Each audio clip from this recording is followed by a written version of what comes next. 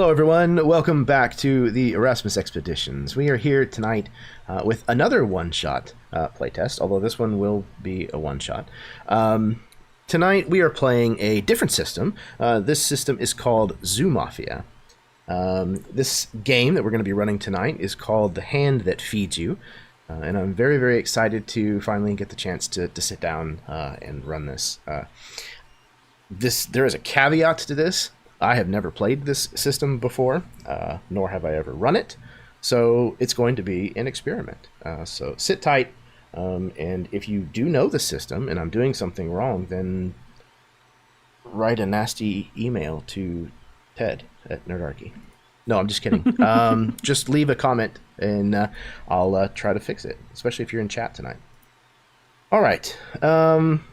I'm going to give the same warning that I give at the beginning of all my games, and that is if foul language and mature subject matter are problems for you, then you have found yourself in a dark corner of the internet and you need to turn around. This is a scary place. So, if those things do not bother you, then you are among like company, and take a seat. Let's see, what else? Oh, I did want to give a special thanks to for the support for this game's sponsor, which is Nerdarchist Ted from Nerdarchy. Be sure to follow the link that you can find in the description of this video down below, or head on over to zoomafiarpg.com so that you can get your own copy of the Quick Start rules and sign up for the newsletter. That kind of lets you know when updates are happening. Let's see, what else? Oh, I'm going to pass things over to my players so that they can introduce themselves, tell you where you may be able to find them on the internet, any kind of projects that they want to talk about that they might have going on, and then I think we're going to get this thing started. So let's start with Austin. It is so shockingly weird to be one of the upper Bradys this time. I'm almost always a bottom row Brady. But I'm super excited to play this game. I don't have anything to plug because I never do. I am just psyched to play another system that I've never played before, especially one where we get to play little mob animals in a zoo. So I will be playing Fuzzy Turturro, a tubby squirrel that hangs out in the zoo. And yeah, I don't know. I don't have anything else to say. I'm Austin. I don't know if I said that part. So that's it. And Perfect. Even if you said that you were Austin already, it's fine. They probably had forgotten by the time that you got to the end. People have a very short attention span nowadays. All right. Speaking of very short attention spans, next up is Carrie. Hey, I have the best attention span in the room. I win at attention span. I'm Carrie. You can see me obviously here, and then you can see me sometimes on Mini Terrain Domain. I'm over there 2 nights a week on Monday nights playing Scribes and Scrolls, our Pathfinder 2e campaign. And on Thursday nights, playing Kids on Bikes, which is super duper fun, and I play with a couple of these nerds as well. You can also find me on select Wednesday nights, also on Mini Terrain Domain, where we play Mythos Investigators, Call of Cthulhu game with our own Ricky Wells as the keeper there. And then sometimes on Wednesdays, you can find me in 2 places at once. I know it's the damnedest thing. On another channel called Dice Tales Live. And then sometimes you can also find me on, I don't even know when we air them anymore, but on the Emporium for the Wayward Gamer on Jay's channel. And I'm playing over there too. I'm everywhere. I'm like the wind. And I'm excited to be here, busting out with all you so-and-sos, huh? I'm really happy to have you back on the channel, Carrie. You played in the Firefly trilogy. That was just an absolute blast. That was a blast. I think that's also the last time I played with Austin. Good. So, Austin, it's a delight. Absolutely. Yeah, and I'm very fortunate that I get to play with you on Thursday nights. That right back at you, buddy. A ton of fun. Back at you. I love that. And everybody's characters in that game is just incredible. So damn fun. The dynamics that everybody has going on. I'm really looking forward to seeing where that goes. Being the evolution. Yeah. There's already been character growth, which is really cool. Love it. Yeah, very happy to Thank you for have you having me. here. Yeah, it's my thank pleasure. you. All right. Speaking of my pleasure to have here, the next up is Sarah. Oh, why you gotta do that? Hi, everybody. I'm Sarah. I'm also known around the community as Alice X Ann. You can find me every other Tuesday night on Jake's channel, Mini Terrain Domain. You can find me. We play a Pathfinder version of a very fun game called Sky Metal Iron Gods. It's a lot of fun and it's super cool. Definitely come watch us, especially if you're a fan of Jake. On Sundays at 11 a.m. Eastern Standard Time, I play on AesirSyn's channel on Twitch for our Hijinks for All game. I play a furball Circle of the Wildfire Druid, so that's a lot of fun too if you want to catch something early on Sunday mornings. I am so happy to be back on Jeremy's channel. I always have a blast when I'm here, so I can't wait for tonight. I am playing Adora, the ghost Rossi. She is a completely white raccoon who just likes to try and open things, sometimes with explosives. Who knows what we're gonna do? Depends on the day. I love it. Fantastic. Yeah, it's always awesome to get the chance to play with you, Sarah. I was so excited whenever Karen invited you into the manuscripts game. I know. I was very excited too. It's a fantastic addition, especially judging by the last session, because my ribs hurt by the time that we were finished playing. So that was incredible. It was great. The disco game, you played in the disco Aces Out game, which was also fantastic. So I yeah, I'm did. really happy to That have was you back. great too. Awesome.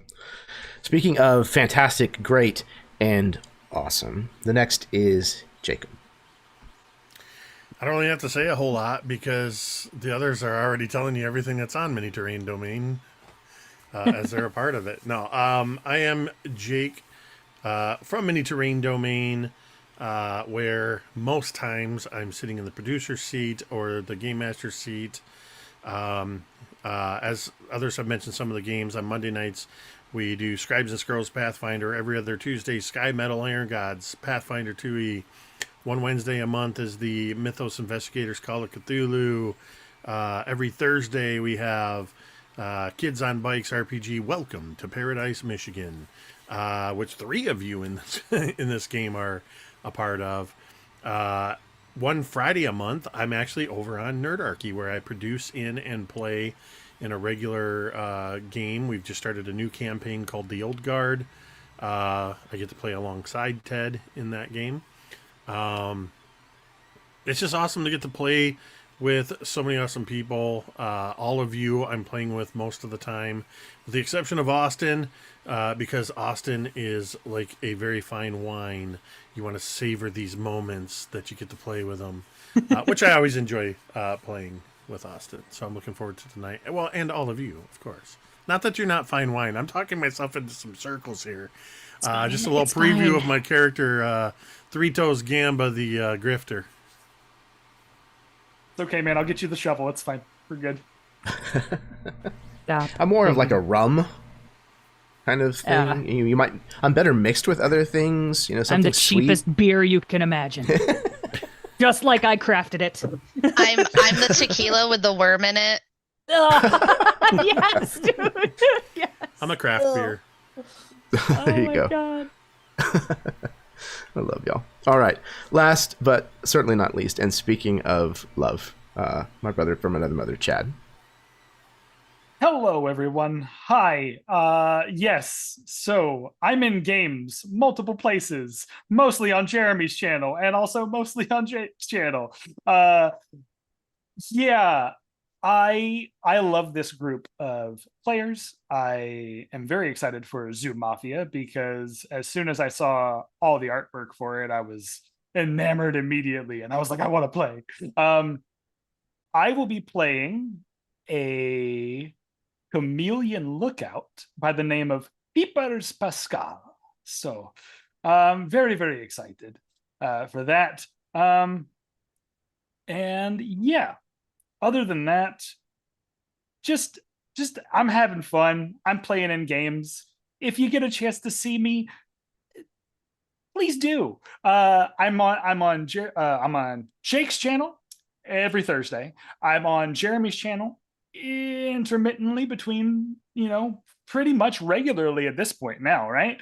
And then you'll also see me over at Roll Call RP every Saturday for the most part. We do our running campaign there, but other than that, we're good. Thank you, Jeremy, for having me. I love you, brother. Thank you for inviting me to another game. This is fantastic. Yeah, man, absolutely my pleasure. You know it. This is a fantastic group of players. I'm really excited to have all of you come together as a party, or a mob in this case. Really excited to see exactly what crazy shit you're going to all get up to. So, unless there are any pressing questions or concerns, then I think we can go ahead and get started. Everybody ready? Yes. Sweet. Let's do it. Well, I guess I have one quick question, Jeremy. What are our little peanuts up here? Oh, yes. What does this mean? These are your markers. So this game uses, I think they're just called markers. But it's kind of a currency in the game, a little bit. And is also kind of how close you are flirting with danger.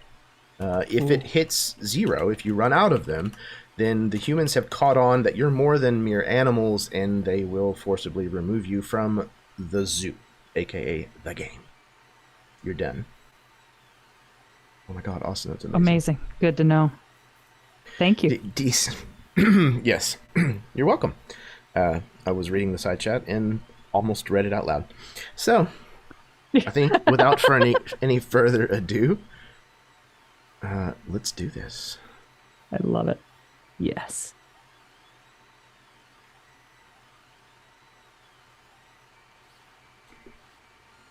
The sun sets over the top of the skyline of the big city as it transforms into its bustling nightlife. Its people transforming right along with it. Worn coveralls, tweed jackets, and aprons are swapped for sequined dresses and pressed suits in a sort of twilight metamorphosis. Here, at the zoo on the edge of town, things aren't so different. As the last construction worker locks up his toolbox and the zookeepers check each padlock one last time, the lights are shut off one by one for a transformation all its own. You see, for the animals in this zoo, the nightlife is every bit as busy as the one lived by the people in the city. The new Meerkat exhibit is slated to open next week. This new enclosure happens to be in the territory of one of the major organized crime families here, Mr. Tiger Zabrino. Tomorrow night, he is going to be hosting a gala event to celebrate the new addition and to raise peanuts for those whose enclosures have been relocated because of it.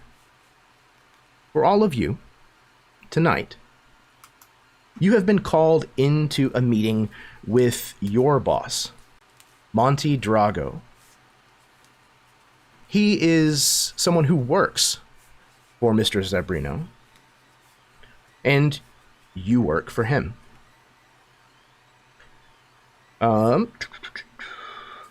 Monty is a Komodo dragon. He has a extremely long, yellow, forked tongue that is constantly darting in and out of his mouth, even as he softly plays on his violin from behind his desk. As we look around the office of Mr. Drago, who do we see sitting or standing, waiting for this assignment?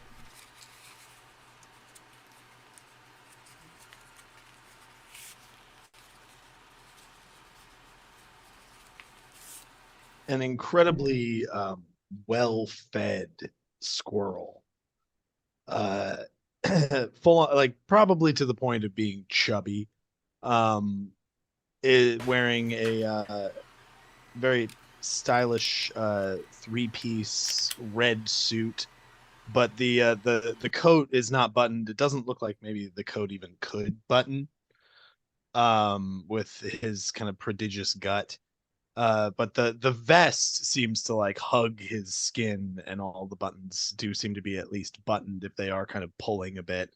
And he's got a like a dark fedora on his head, and a fuzzy Totoro, the squirrel, is standing up against one of the walls, kind of very like quietly tapping one of his feet. The only part of him not wearing clothes. He's got like his like squirrel claws still exposed, and just one of the like claws is just kind of tapping at the floor, uh enjoying the music of the violin, but kind of impatiently waiting uh for Monty to get to the point.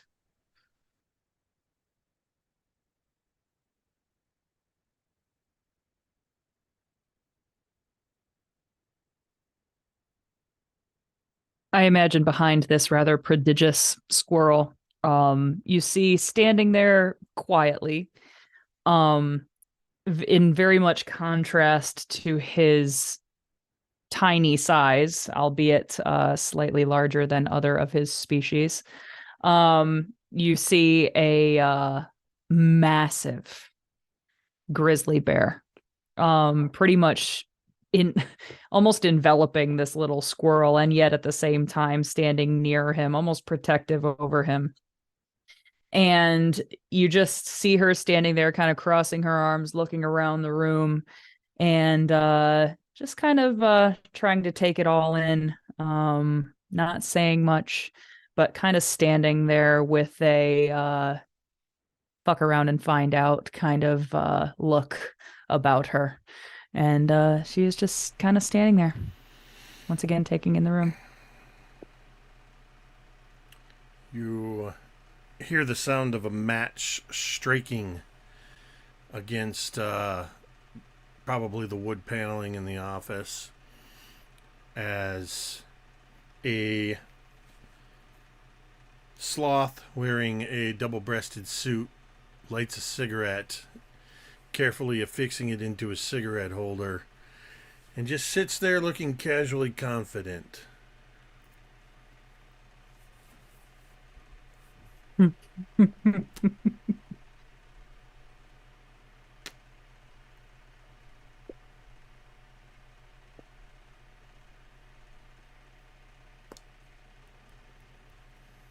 I think after a moment goes by, you hear like some skittering come from like the top of the ceiling and across the side of the wall. But if you look back, there's nothing there. There's nothing there at all. Until eventually, like, I want to imagine at some point, like behind one of you, and just like in the shadow of the frame, he comes into view, and it's like everything, the camouflage comes off, and you see this like diminutive little chameleon man decked out in what looks like a bomber jacket that's got like all of these original like epaulets and stuff on it, and then he's got these goggles and these like that are affixed on the sides of his head because of the way that the chameleon like head is, and he's just like looking at both of like all of you in unison, trying to clock everybody who's here.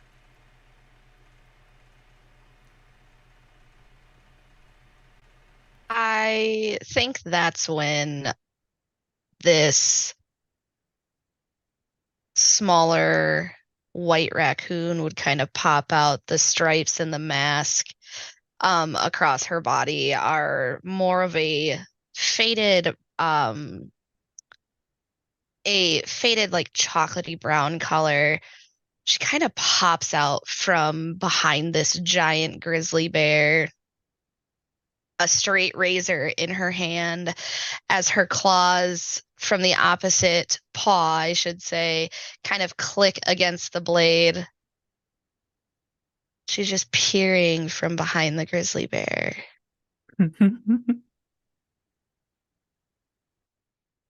The grizzly bear has not noticed.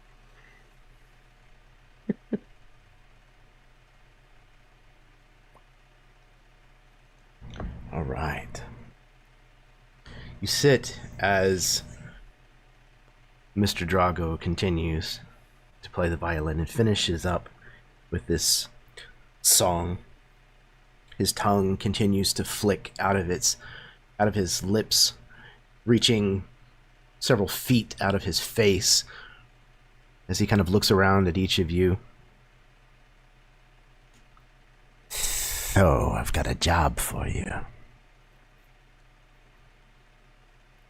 I'm sure you've heard that there's a new exhibit being put in. Meerkats. You see, Mr. Zambrino thinks he's doing a favor for the whole zoo.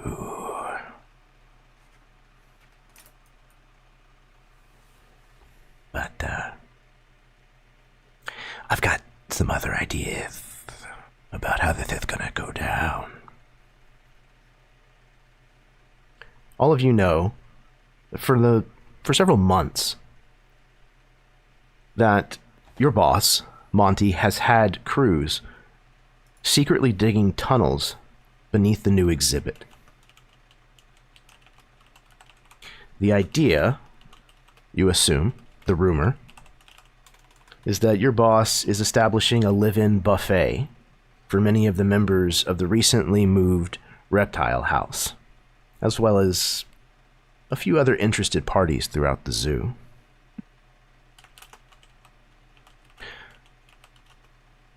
So he's having this gala tomorrow. But tonight, you're going to sneak around and hide the prizes.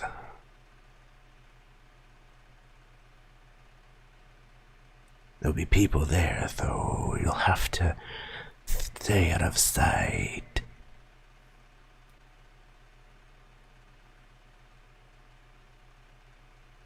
You can find the crates out back. Might I suggest that you practice some caution? His tongue flicks out several more times.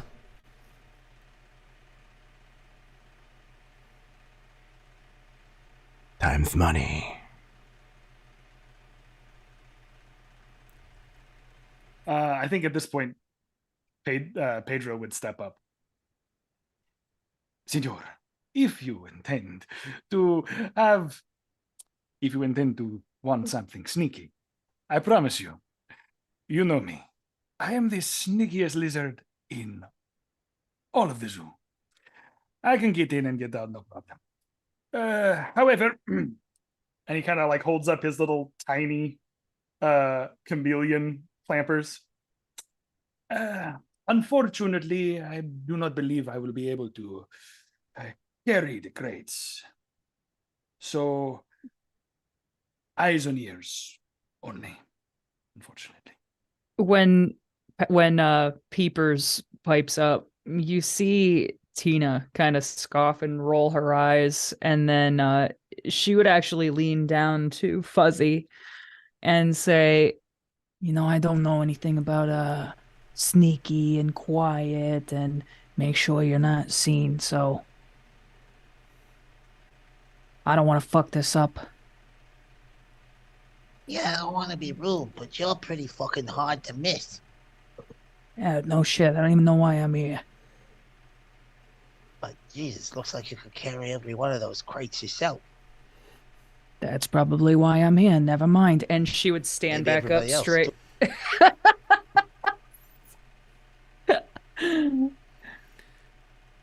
I tell you what, peepers, you ain't got to worry nothing about nothing when it comes to whether or not you can carry something, okay?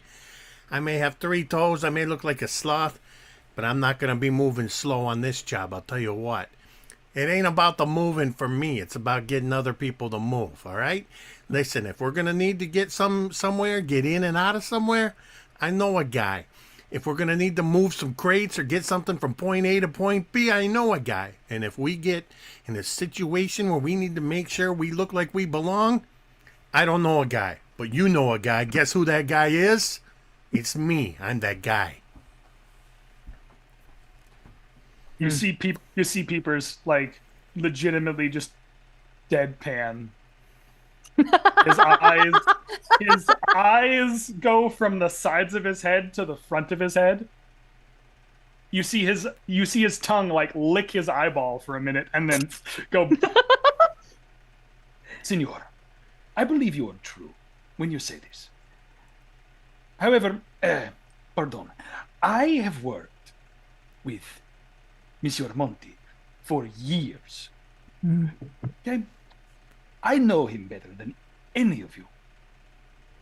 Forgive me, senor. Tina kind of scoffs again. I fail to see what the importance of knowing how long you've known him. You know, it's about all of us and working together. That's what's the important part. I agree. But it's okay. No, it's fine. You know what? I believe that I apologize. Listen, peepers, I'm sorry. I'm not trying to start any friction right off the bat before we get things started. It looks like Monty's assembled a wonderful crew here. I couldn't imagine a better set of eyes to keep an eye on our backs. You know what I'm saying? Yes, I do. I am very aware. You see that his eyes are literally moving in multiple places and not looking you in the face. Well, as long as I got somebody watching Jesus, my back. what the fuck is that? And like for the first time, Tina notices the ghost. And like jumps. You've never seen a giant bear jump this high. I'm sorry. What were you saying? Sorry, Tina. As long as somebody just, makes sure that nobody's looking, I can open any door. Though some of those might be really big, boom. I do like. I like to blow stuff up. I can't deny that. Listen, you need explosives? I know a guy. We'll talk later, okay? I'm that guy. I think she's that guy. I'm just saying, if you need to, replenish your supplies when you start to run low, I can get you a discount, a 3-finger discount. You know what I'm saying? No. I might have to take you up on that. We'll talk later. Yeah.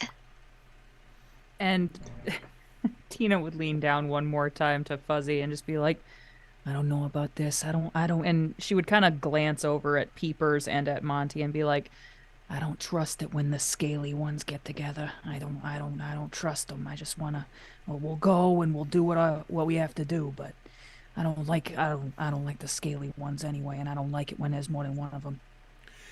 As Tina's saying this, very quietly.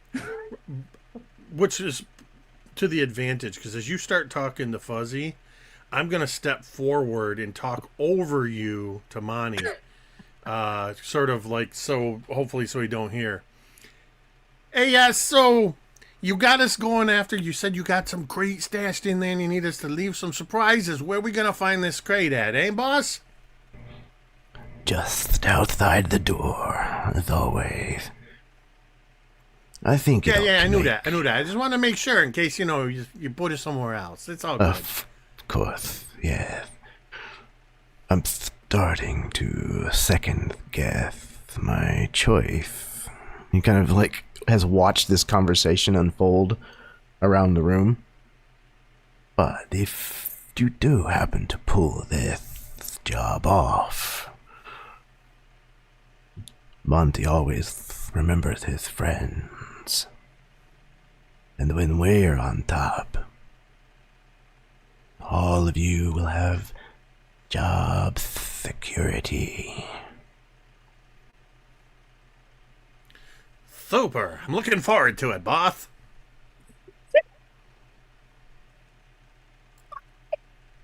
Yeah, really do appreciate you saying that. But come on, folks, let's get working. I think it's probably time that we head on out. And he's just gonna start making his way towards the exit.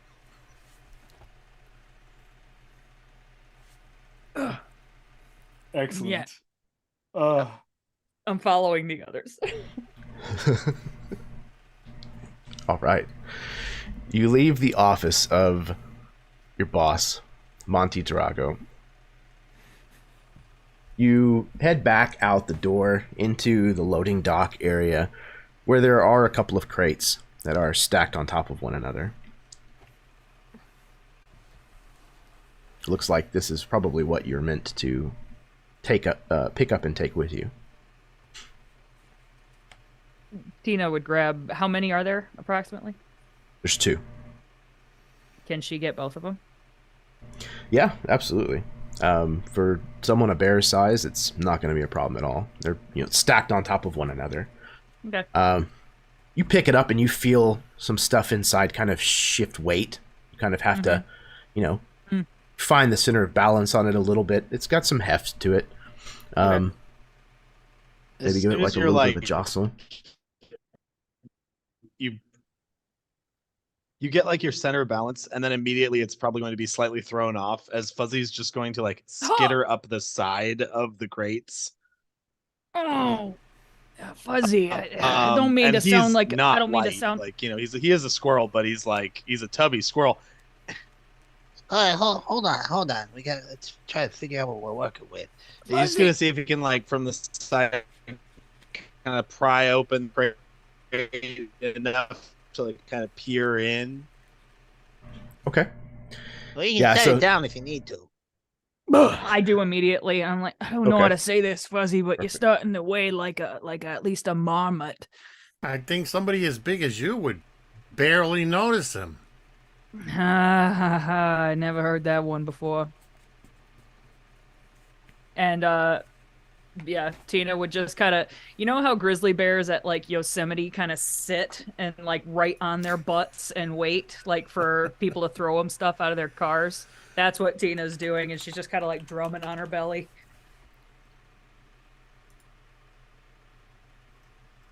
All right.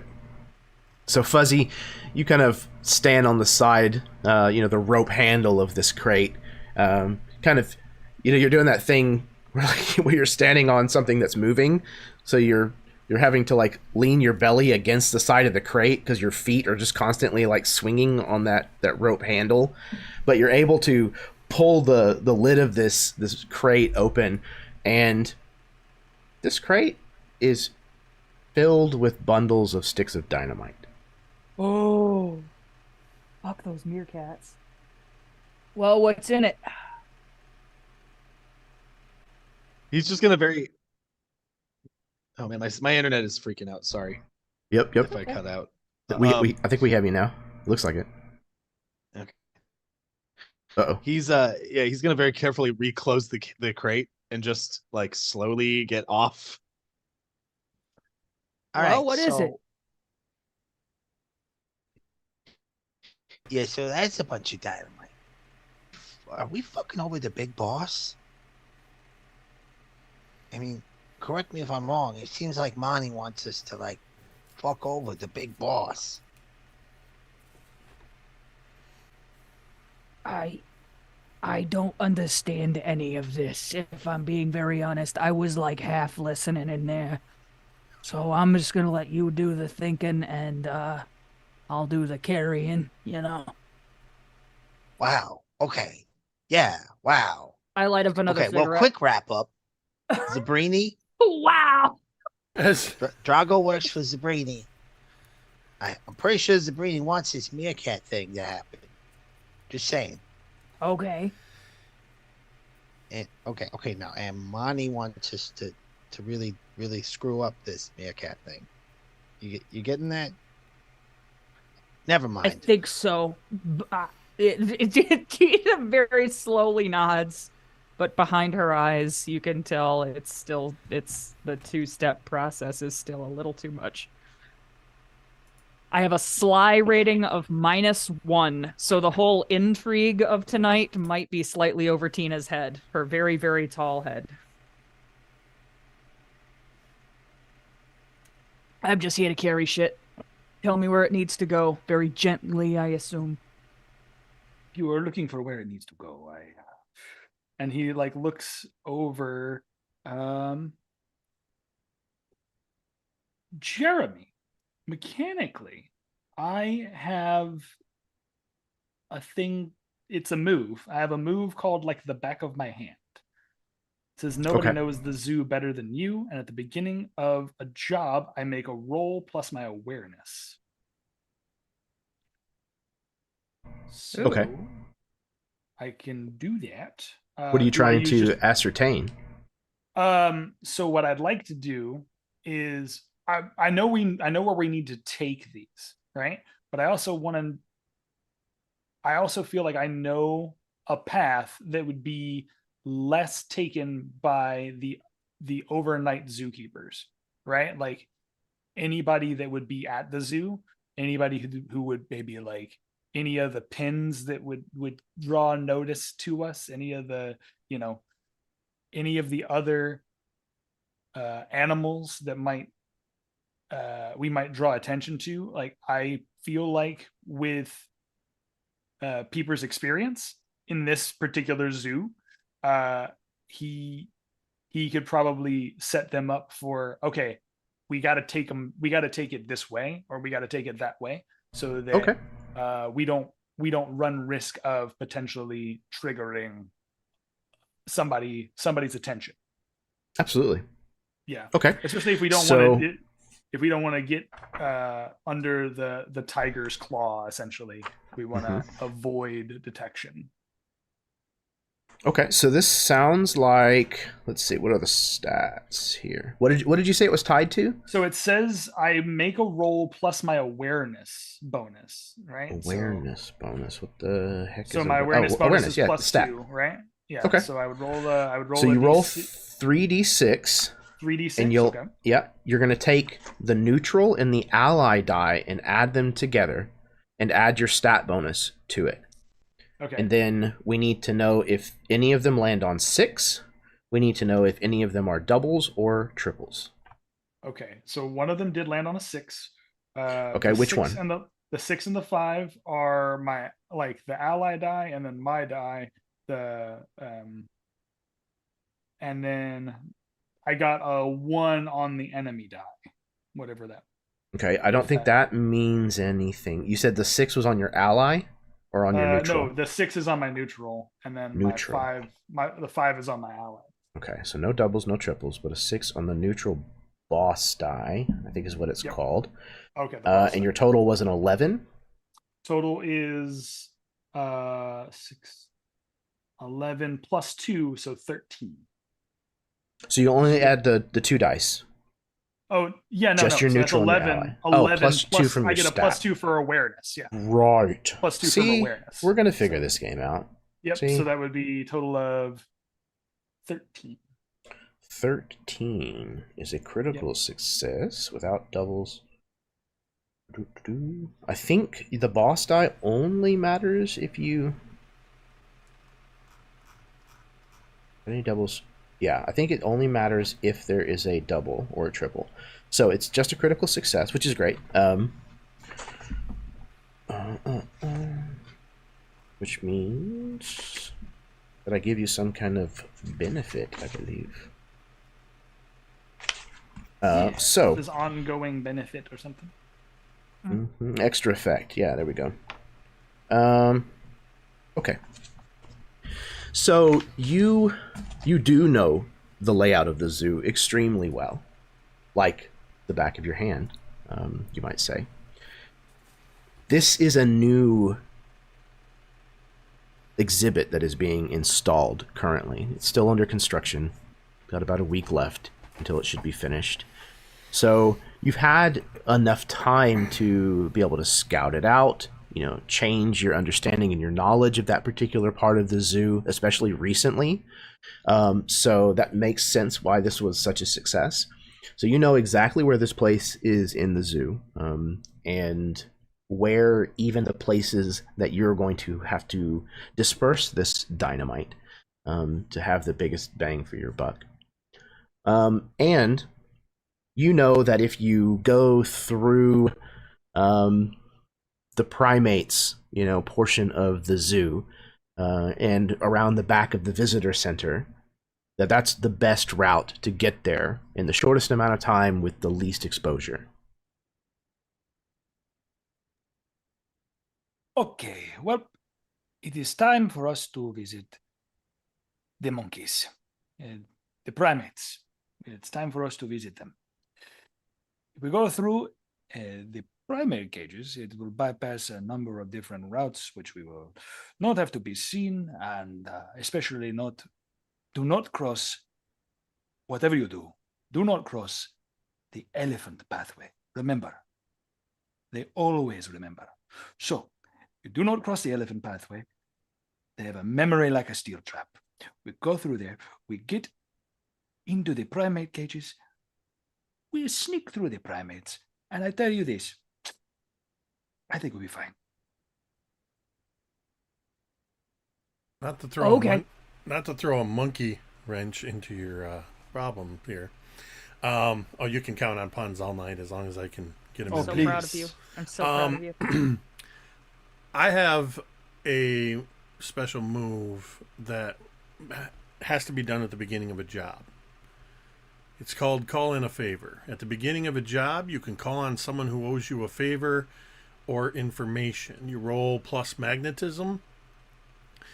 1 through 6 is a failure. 7 through 9 gain 1 hold. 10 plus gain 2 holds, which a hold allows me to ask you a question which you must answer truthfully. And I'm assuming those holds, given their name, can be asked at any time. Yeah, sure. It's a favor I owe you, quote unquote. Yeah. Sure. That's very Mafia-like. I like kind it. of picture this almost like a flashback. Like we're before the job as we're all gathering around. It's just like since we're maybe going to be heading towards the primates anyway, maybe it's one of the I don't know, maybe I'm able to put the squeeze on a capuchin monkey that owes me a favor, and I'm gonna be like, all right, listen here, Marcel. I'm gonna get over it. I promise. Listen here, Marcel. I'm just gonna ask you this one time. Is there anything you can tell me before we go into this that's gonna give us some help? And I'm gonna roll. Oh my gosh! Both my neutral and my ally die are 6s, so that's doubles and 6s. I don't know what that means. Yeah. Okay. The boss die is a 1. Okay. So I don't think do you mean the enemy die? Or yeah, the enemy die. Okay. Sorry. Yeah. So I don't think that will matter. Doubles with an ally boss and a neutral boss. So it's a critical success. You gain a marker, and everyone gains +1 forward. So on your next roll, everyone, Nice. you can add a +1 to the result. Sick. That includes damage, I believe. Yeah, if you want to. Nice. And then your marker. So that means that Jake, you're going to change from a 3 to a 4. Let's get a 4 up there. Okay. And then I add the ally and the neutral die together and add my moxie to get my total, correct? Right. Yeah. So my total would be 14. Right. Yeah. So the critical success threshold is 12 plus. So I knew that you had at least that to get a critical success. So I also gain 2 holds. Nice. Okay. Yeah. So yeah, just clock those so that you know that you have them. If you want to cash one of them in now, you're absolutely able to. No, I think I'll hold on to these. This Makes sense. It's kind of like this little flashback scene. Is me and Marcel heading off to talk, and then I come walking back. I knew I could always count on you, Marcel. You stay out of trouble, all right? Awesome. You see this Capuchin monkey walking away, stuffing a few peanuts in his pocket. At it. And it flashes back to us in this back where the crates are, and Tina's just like, all right, well, and like lifts them up and be like, lead the way, I guess. As you bend down to pick up the crates, Tina, I am going to reach over and pluck the cigarette from out between your lips and just I wouldn't advise, maybe not smoking while you're carrying the boxes of highly explosive material. Am I right, Ghost? Yeah. That might be a little bad. I'd rather not explode. Because the cigarette could ignite the dynamite and make it explode. Yeah. I like your thinking. And then I just kind of like smile and lift up the crates again, and he's like, "All right, lead on, whoever's leading." I think Peepers would take point to keep an eye out on everything, and begin kind of traversing through the space. You see like how he like will skitter so you guys can see him, and then blink out, and then skitter, get to a spot, blink out again, like just camouflage himself piece to piece, like and then I think at some point he stops. He says, "Uno dos." Tina. Yeah. How long have you been in service to the Drago? Tina kind of like really tries to remember, but cannot count maybe higher than 3. And okay, so let's say 1, 2, skip a few, we move on to a while. A while. Okay, good. But I it's nice to have someone with actual, strength. Most of us lizards are, smaller, diminutive. Except for maybe the crocodiles and the alligators. That is where we get to the big boys. Yeah. Well, it's good to be with you too, I guess. And just kind of like is like it has Peepers like come up on top of the crates.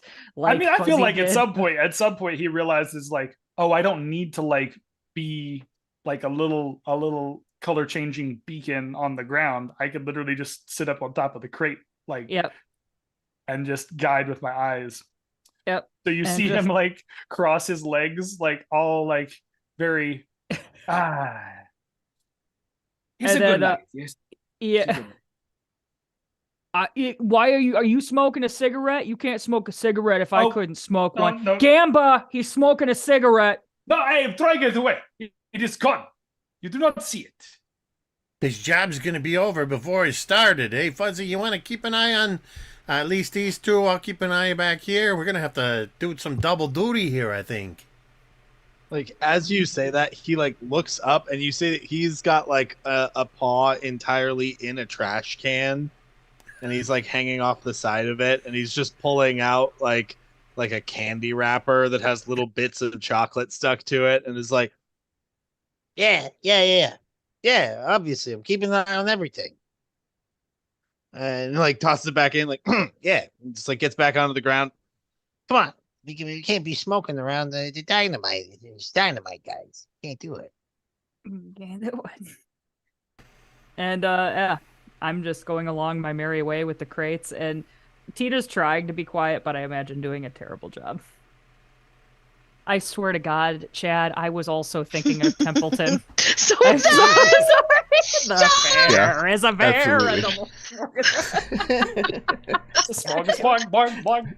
Smorgasbord, orgasbord, On orgasbord. the ground, all around. Stop. Incredible. The absolute best.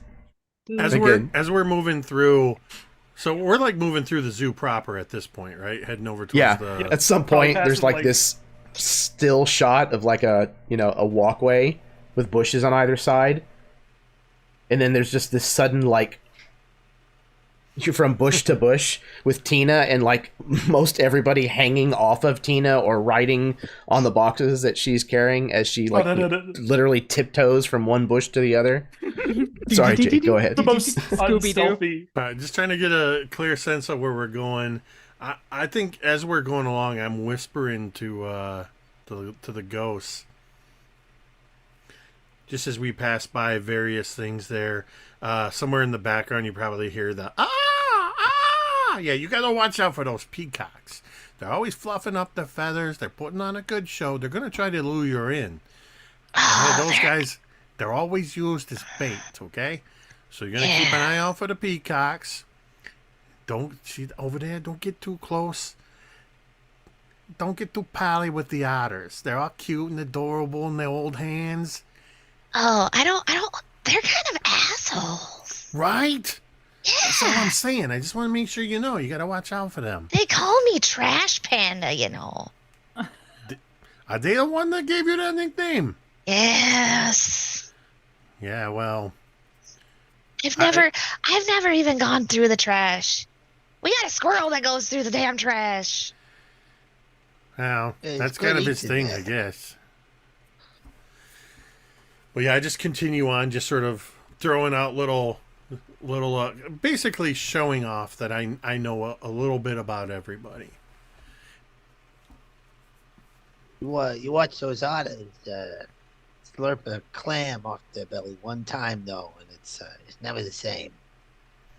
Turning into Columbo, what happened? I think you should be Columbo. Why? One more thing. Why just keep would trying. you watch that?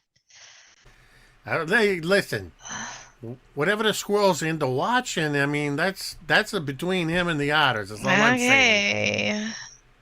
Everybody's There's a got lot their of thing, time you know? during the day, and Listen, where I come from, you got to pay a little extra for that. If you're up there in the trees and getting a clam show for the otters, well, more power to you. I mean, if I'm telling you the truth, it's that most people tend to throw away whatever there's left of what they're eating after they see the otters do it. So that's when the best snacking happens. I gotta tell you, Fuzzy, that's a hell of a racket you got there. You set up camp, you found out where the people, what turns them off. Get you. No wonder. You're living the high life. Nobody's eating I the rest of a appreciate that. corn dog after they watch that, except for me. Yeah, we know you're eating the rest of the corn dog, Fuzzy, and the rest of everybody else's everything. That's why you're starting to Yeah. look like a sphere. I learned that word from Fuzzy, a sphere. It's like a big ball. Yeah. You seen the size of the balls the elephant's got? It's like red and yellow and blue and white. It's a big old beach ball. They just get to knock it all around the enclosure. Oh my I god, wish all they'd of let you me have mammals one of talking those. about the levels of balls. God, why are you doing this? Prehensile penises, too. I don't know if you know about that. Prehensile penises. Very prehensile Of course, tail. Does as that you're count? walking past saying this, you're walking directly past the elephant cage, and both of the elephants looking towards you with like this horrified disgust that you're having this very open, frank, private conversation about them in the open. Don't act like you're not impressed with your own capabilities.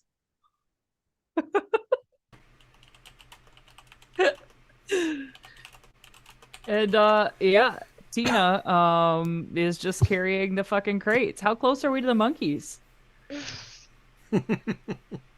How close do you want to be to the monkeys? One, two? Very close. Great question.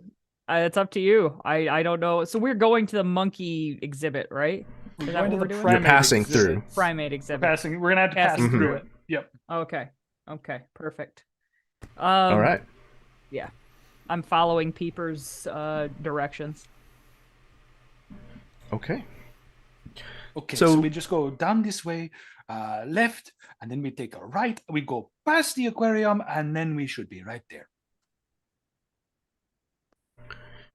With the exceptional guidance that Peepers has provided, you make your way around the back of the visitor center, past the aquarium, and soon you're approaching the meerkat exhibit.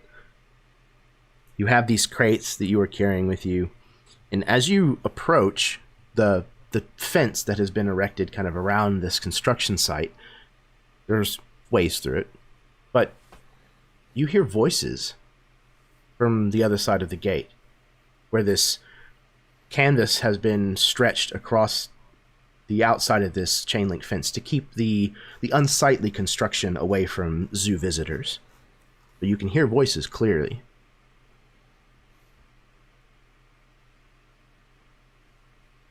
Who's that?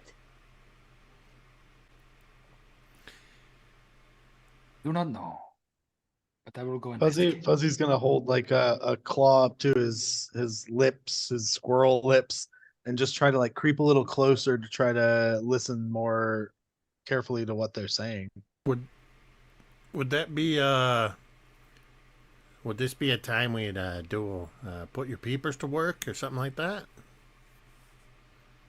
Game Yeah. master, zookeeper, the basic move: Put put your your- peepers to work. Put your peepers to work. Sure. Mhm. Investigate, Sounds like it. perceive, or detect danger. Because wherever Fuzzy's posting up to try to get closer, I want to try to move, not right next to him, but like nearby, but with enough space that we might be able to gather different bits of information, perhaps. Okay. Yeah. I don't know what the aid other type stuff. I haven't seen anything about that in here. I think there's break it. Oh no, anything other than put your peepers to work. Never mind. So you can assist anything other than that one. So I Okay. think, would Interesting. that be we each do our own awareness check then? Yeah, I think so. Probably. One for the Probably. group. So yeah, everybody will do an awareness roll. Again, you'll roll your 3d6. You're going to add your neutral and your ally dice together and add your awareness bonus if you have one, or penalty. If you have sixes, doubles, or triples, then we need to know. Other than that, you can just give me the total.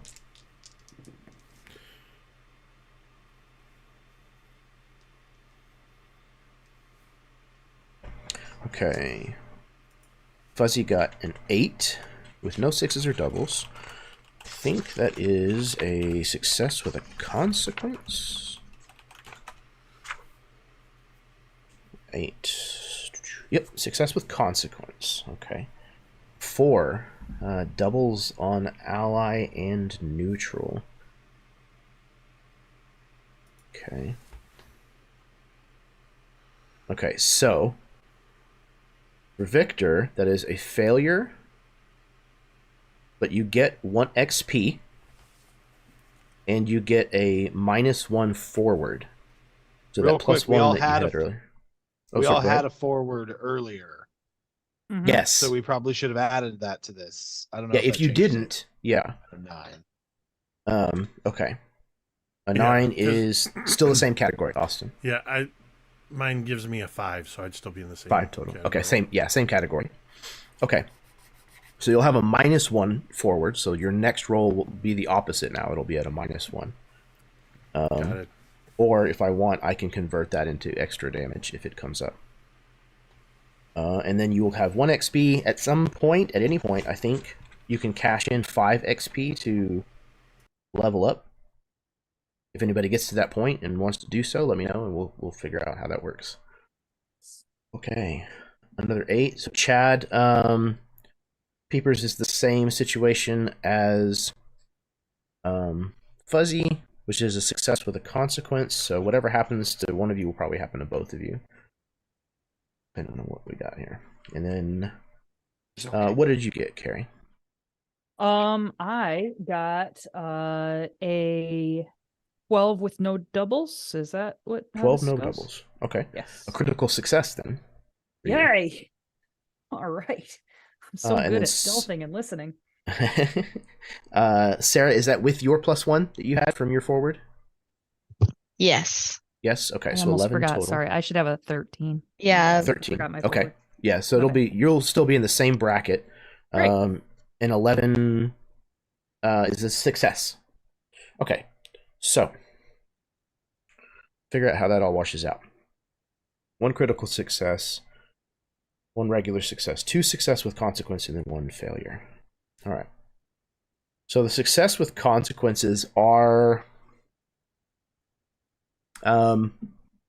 Fuzzy and Peepers have both found a tree that is going to give some height, and you bound up it or scamper up it. Almost I see like both of you kind of like pulling a spiral on opposite sides of the tree, kind of almost in synchronization, and you almost run into each other as you both kind of scamper. I'm just going to mix words together. Scamper out onto a branch, and in doing so, your combined weight has caused the branch to dip, and you're going to see what's going on, but both of you are going over the fence. So if I can narrate that for just a second, I feel like Please we both do. get up there. I feel like we both get up there. I thought you were taking the other tree. No, this is the tree I always climb when I'm over here. But I thought you were going left and I was going right. But now we are both here, and now This one has way better handholds. You got the sticky feet. Okay, but you understand that I work a lot. It's your way. It's your way. Like Charlie Brown. Yeah, there's And then I feel like absolutely this no bubble. snap. No snap. We just end up at the bottom, and I feel like we're talking, and we just step off the step off the branch. And now we're Yeah, just like still arguing. Like, No, I thought I was gonna take this branch, and then you were gonna take the one over there. I thought so too, but then you came to the same one, and I don't know what we're doing anymore. Oh, There was absolutely 100% a spider with like wing-tipped shoes on each leg, with like a picnic basket, like walking behind you, using the bend in the branch to get down to the ground easily. And the two of you step off the end, and the spider just gets catapulted up into the air. Do his wingtip shoes remain behind? 110%. Yes. All 8 of them. Yes. Yes. Yes. oh, Amazing. shit! I think that was Silvio. Shit. I'm gonna have to give him some Gamba gold. It's a way of saying I'm sorry. Oh my god. Okay. Victor, you had a failure. You got your 1 XP, and also a -1 forward. The failure for an awareness. Okay. You find a hole in the canvas, like a small tear, right about head height. So you kind of go over there and kind of are peeking through. But when you reach your hands up to kind of stabilize yourself on the fence, your incredibly long claw catches on part of the braiding of this canvas. And when you yank your hand back, this long thread comes with it, and that canvas like tears, and a fold of it falls open, and you are completely out in the open. Oh god.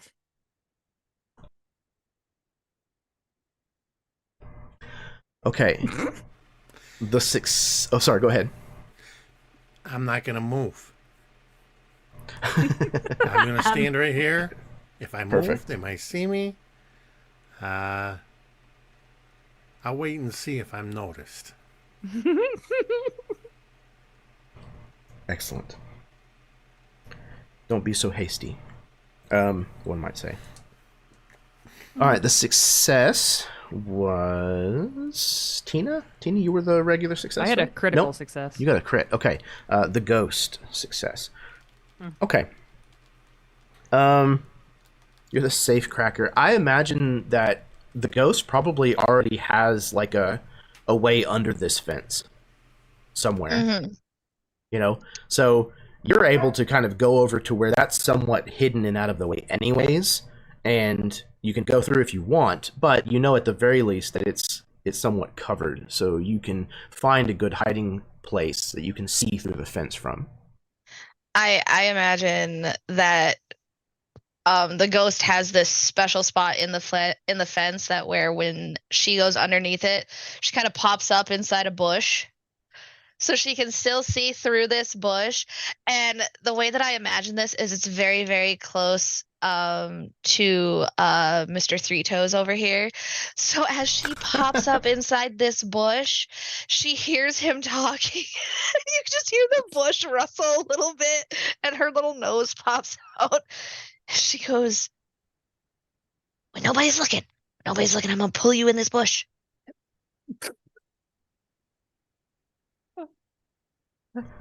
Don't I move. got a perfectly good view right here.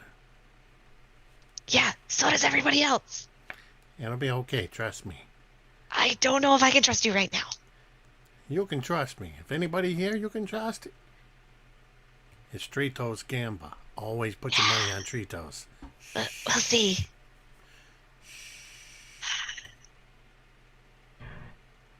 Jake, I just realized something. Does he actually say his name Tritos? Tritos. Oh my god. How else would you Tritos. say it? It's Tritos Gamba. Oh my god. Three toes. That has a double meaning. That's amazing. I love and hate you at the same time. I'm not Drago, running my S's, doing double time, but I know how to pronounce the number 3. Incredible. Okay. And then finally, Tina with the critical success. Tina, I think that this fence is simply short enough that when you stand on your hind legs, you can see over it without any problem. Imagine.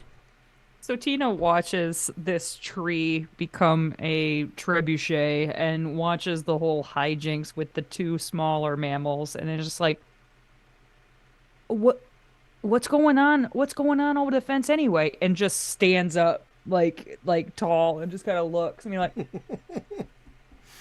yeah, I can see everything. And I would just kind of like look, and what do I see over the fence?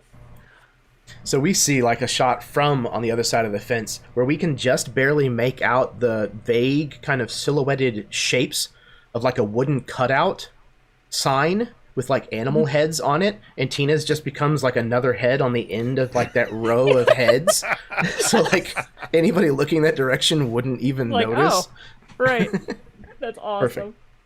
Perfect. So all of you see inside this enclosure that there's quite a bit of activity that is going on.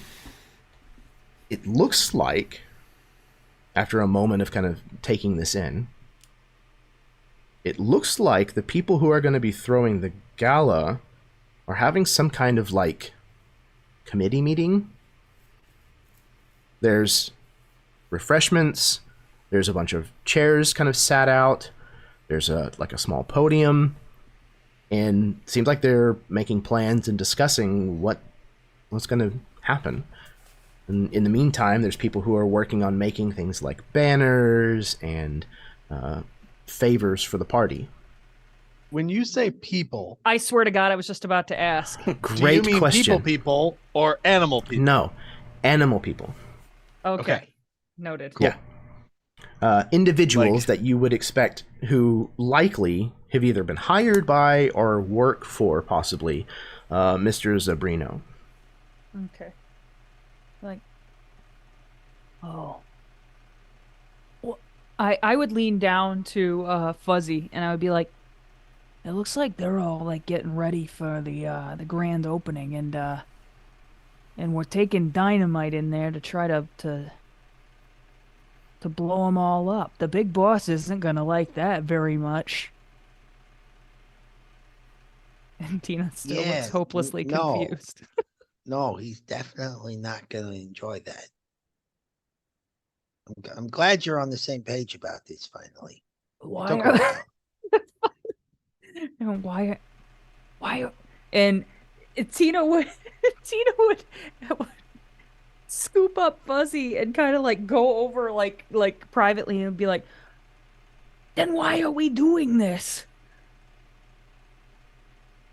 This was the question I raised at the beginning of this caper, but it seemed that go along to get along was the order of the day, and I was Oh. not planning on fighting with that. Oh, well, okay. Well, how about we just do what that Monty said, and then we'll just kind of see how it plays out. Real sneaky like. Jeremy, how high in Zabrino's organization is Monty? Like, is he like a capo? Is he like a something lower on the totem? Question. pole No, he is very high ranking. As in, if something were to happen to Zabrino, he's on a very short list that would likely step up and take his place. there? Wow. Betrayal from the highest ranks. I'd like to, excuse me. I'd like to call a hold. Ooh, okay. What does that mean? That's well, I earned from my call in a favor at the beginning. I earned two holds, which You just means asked I me a can ask the question. GM any question, Ooh, and he has to answer me. nice. So we're seeing all these people. They're going about their business, setting up for the whole gala and all that, right? So presumably they're working for the Tiger. I got my eyes looking. Do I see anybody in this group that I know works for Monty Drago? No. No, So definitely this is not. all Zabrina? What was it? Zabrino, yeah. Zabrino. So This is all technically, Zabrino's people. technically, y'all are also Zabrino's people because Monty works for Zabrino, but this is definitely not Monty's people that are here. Good use of a hold, I think. Yeah, I agree. All of you spot the individual who is currently speaking to the group, and you all recognize her as Ms. Pan.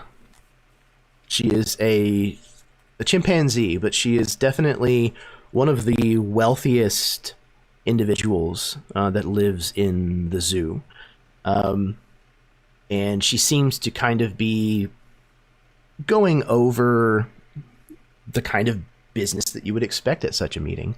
She's telling people, how many are planned in attendance and where they're going to put all of the seating and where the dancing's going to be, where the band's going to be playing, what they're going to do with the percentage of the peanuts that are donated, where it's all going, that kind of information. She's completely involved in that aspect of things, so she doesn't see any of you, absolutely. However, Victor, you decide to remain still, but as you look up, you see an individual looking back at you. Ooh.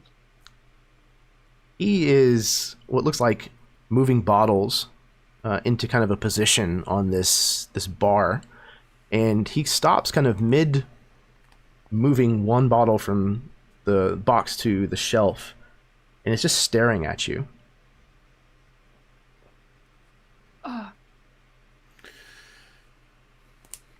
We're made.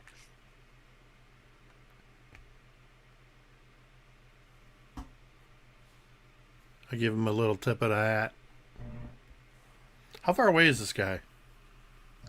Probably 20 feet. Do I know him? I don't know. Do you? I bet you'd say you do.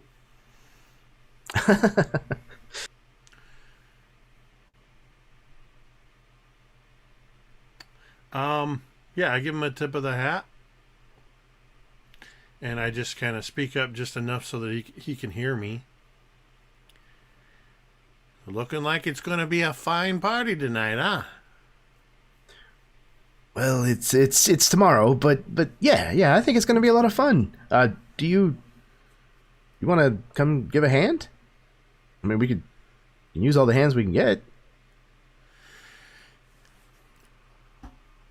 Well, that's actually why I'm here, all right? I kind of wanted to make sure you had enough hands to do what you got to do. I got this guy, Marcel, that works for me. He's going to help out if you need a few extra hands. I'm more of the sort of like the supervisor. I see. I didn't mean to offend you. No, that's all right. That's all right. It's totally understandable. And you're perfectly all right to be asking for help. I'm a little surprised you don't know who I am, but that's okay. You can't know every single animal in the zoo, am I right? You can only get so far, and know everybody. But, I mean, I do. True. I know pretty much everybody. But, hey, I'll tell you what. I'm going to go find Marcel, and I'm going to send him your way, okay? That sounds perfect. Thanks for the volunteering. To help, that is. Of course, and you just remember that. Yeah, but sorry, I still didn't catch who you were.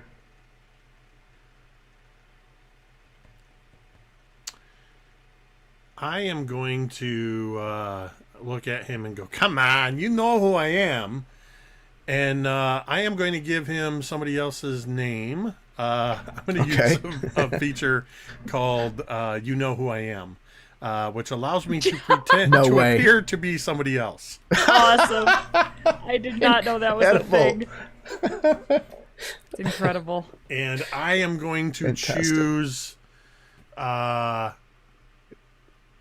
going to choose to pass myself off as... oh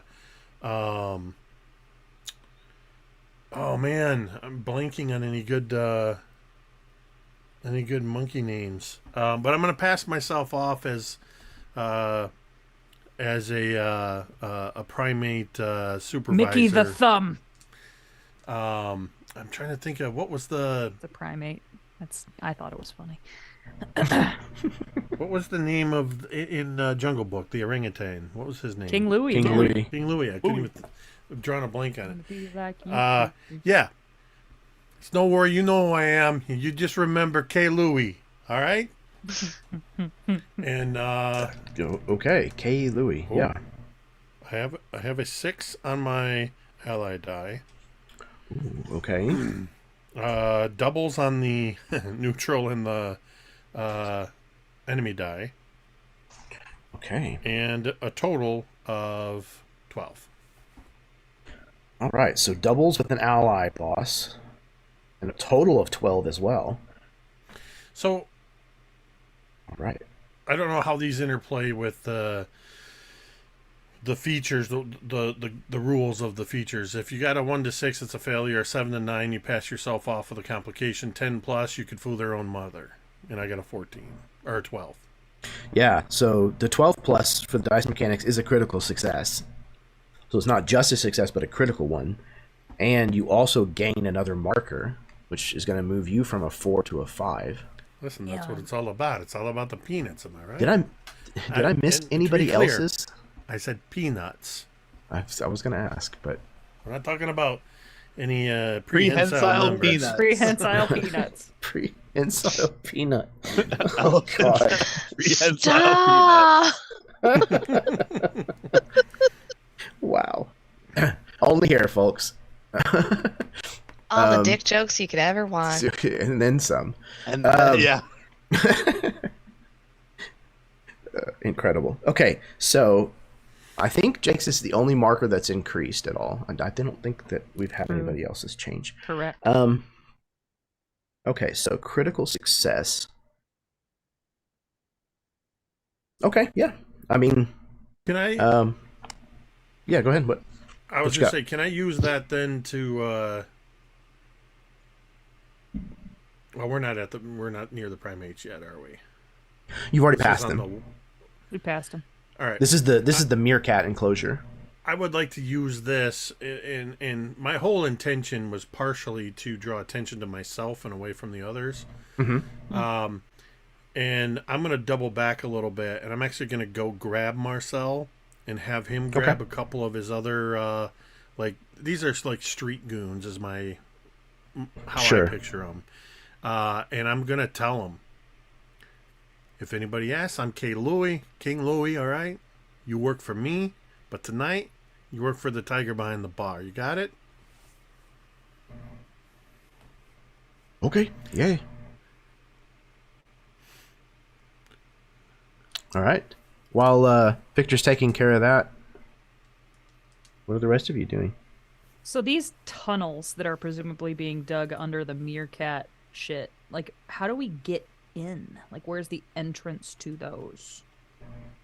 So you haven't been on the cruise, perhaps surprisingly, being a grizzly bear. You're not on the tunnel cruise, but okay.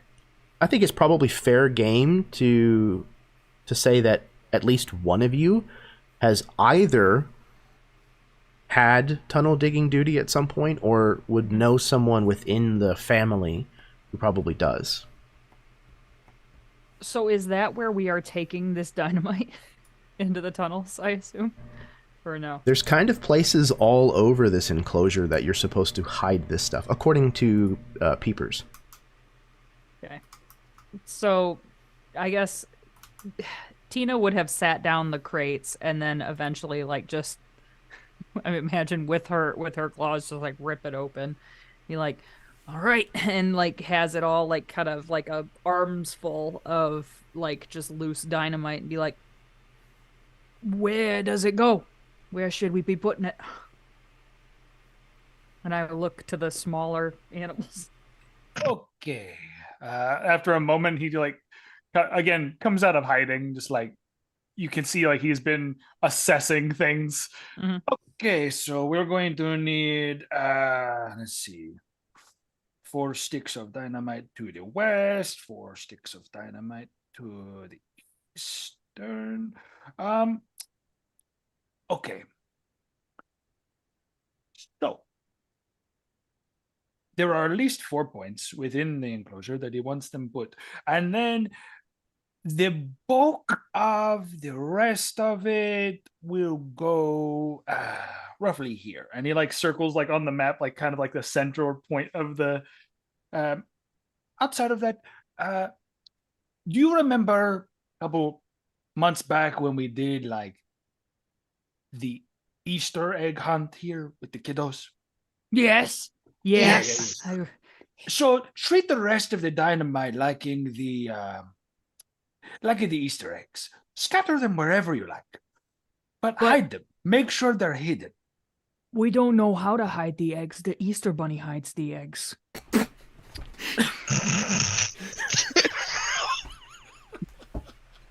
Right? No.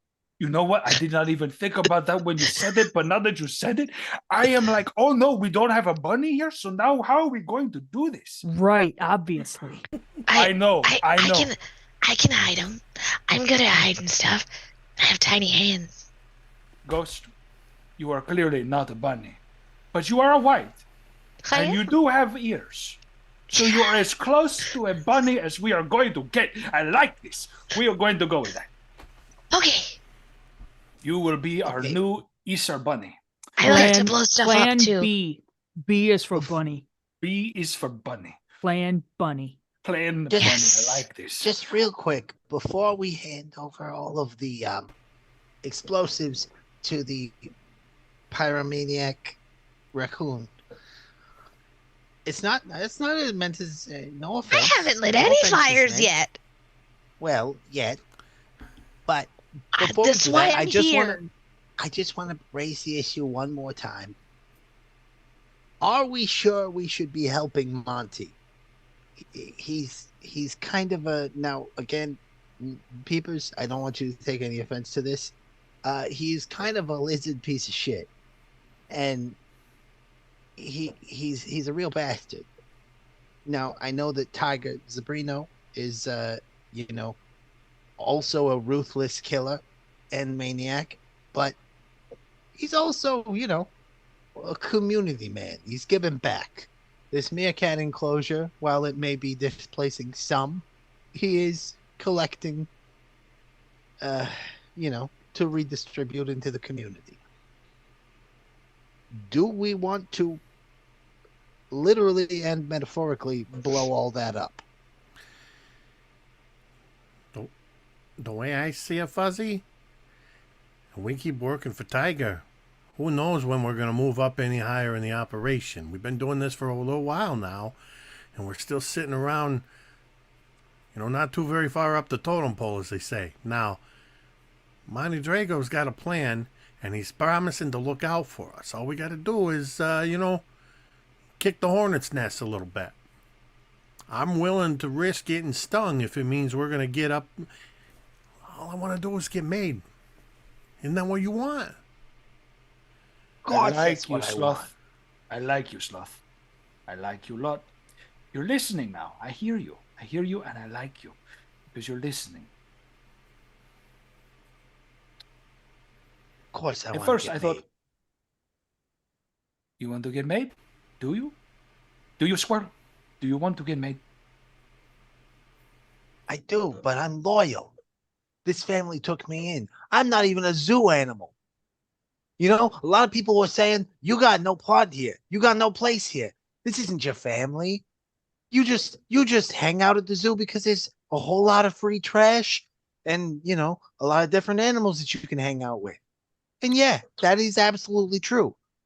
They don't come here to see me. They're happy when they see me and I'm digging around in the trash. They go, oh, look at that. Look at that. You don't belong here. Yeah, we didn't have to pay any extra to see that. That's just free. But you can see us everywhere. So yeah, I came in. Tiger Zabrino took me in. I mean, not personally, but his family. I still haven't met him, but I've heard such good things. Well, I've heard some pretty disgusting stories about the violence he's inflicted on people, but I've also heard some good things about what he's done for the community. So that's all I'm going to say. I said my piece.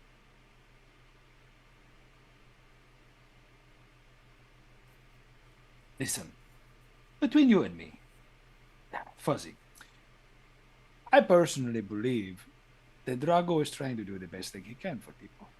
You know that, and I know that. It is a small sacrifice, which we will have to make things better for the zoo, long term. Am I wrong? You can't tell if he's looking at you or not because his eyes are going in different directions. Yeah, Fuzzy keeps trying to lock one down to respond to, and then finally kind of gives up. I'm just waiting to hear pick one. Just pick one and stare at it. Pick an eye. Not my place. The question the boss.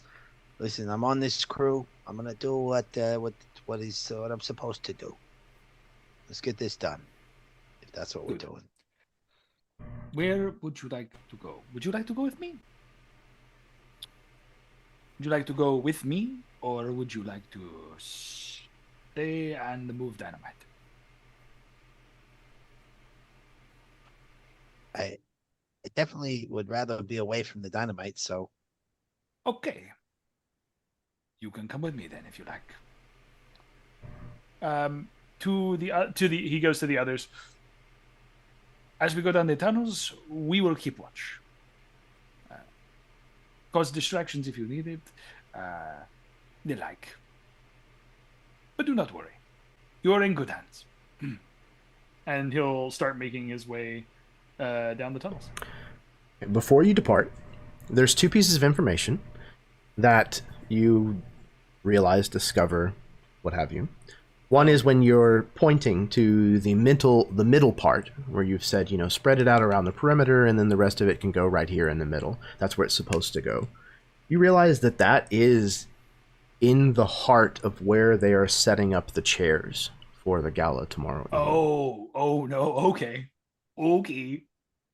So, but this is where you were told. This is the schematic that you were given to follow. There's also a portion of it, one of the significant collections that is on the schematics to go underneath the stage. The second piece of information is that one of you, just a volunteer, whoever. Go. Okay, Jake, I saw your hand. Or Jake. Jake's got it. Victor, you look up, and maybe it's as you're returning with, Marcel or something.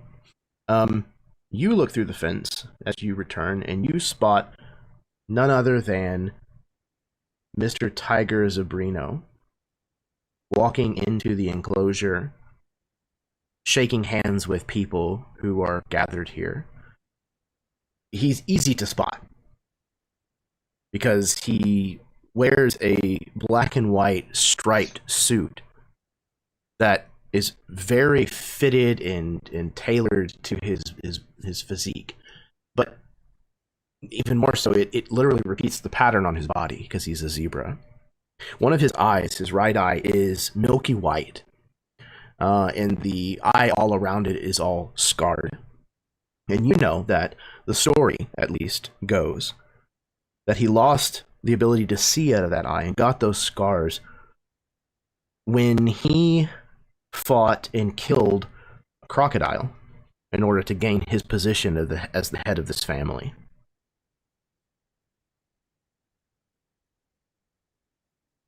Gotta respect it. Don't hate the player. I would like to, as Marcel and his primate work crew, Davy Jones, Mickey Dolans, Michael Naismith, and Peter Tork, as they walk past me, you see me standing there, they walk past, and then I'm not there. As I'm moving out from in front of this hole, because I see Zabrino, I don't want Zabrino to see me. Amazing. Okay. And yes, that's the monkeys. Yeah, it took me a second, but I'm like, I think that's it. Perfect. I imagine Tina would lift like what is left of the dynamite in this box, in the box, and like would be like, well, where should I put this? Even after it's been distributed to the stage and to the center. I assume there's still some left. Well, have we actually put it anywhere yet? I was gonna say, I don't know Not if yet. we've moved Yeah. any. There are I don't know people if we- around, so this will definitely require some rolling. Yeah. So I don't think we've actually like started placing them. I think we've just planned out where we're gonna place them. So Where should I put the extra? when we are done, you put it underneath the stage. What should I do in the meantime? Well, I mean, your. Let me think 1 second. he kind of looks around. Can I see kind of what's going other than just people prepping for the party? Is there anything like other going on pretty much? At the moment, yeah. Most all of the work and preparation has come to a screeching halt. Okay. And people are congregating towards what you can now see also is Mr. Zabrino. There's quite a commotion around him. Shit. No, this is the best time. The distraction. This is the No, best no. time to sneak in. It is good. It is good. It's good timing. We do it now. We go inside. We get inside the tunnels. We prep and we move things. And then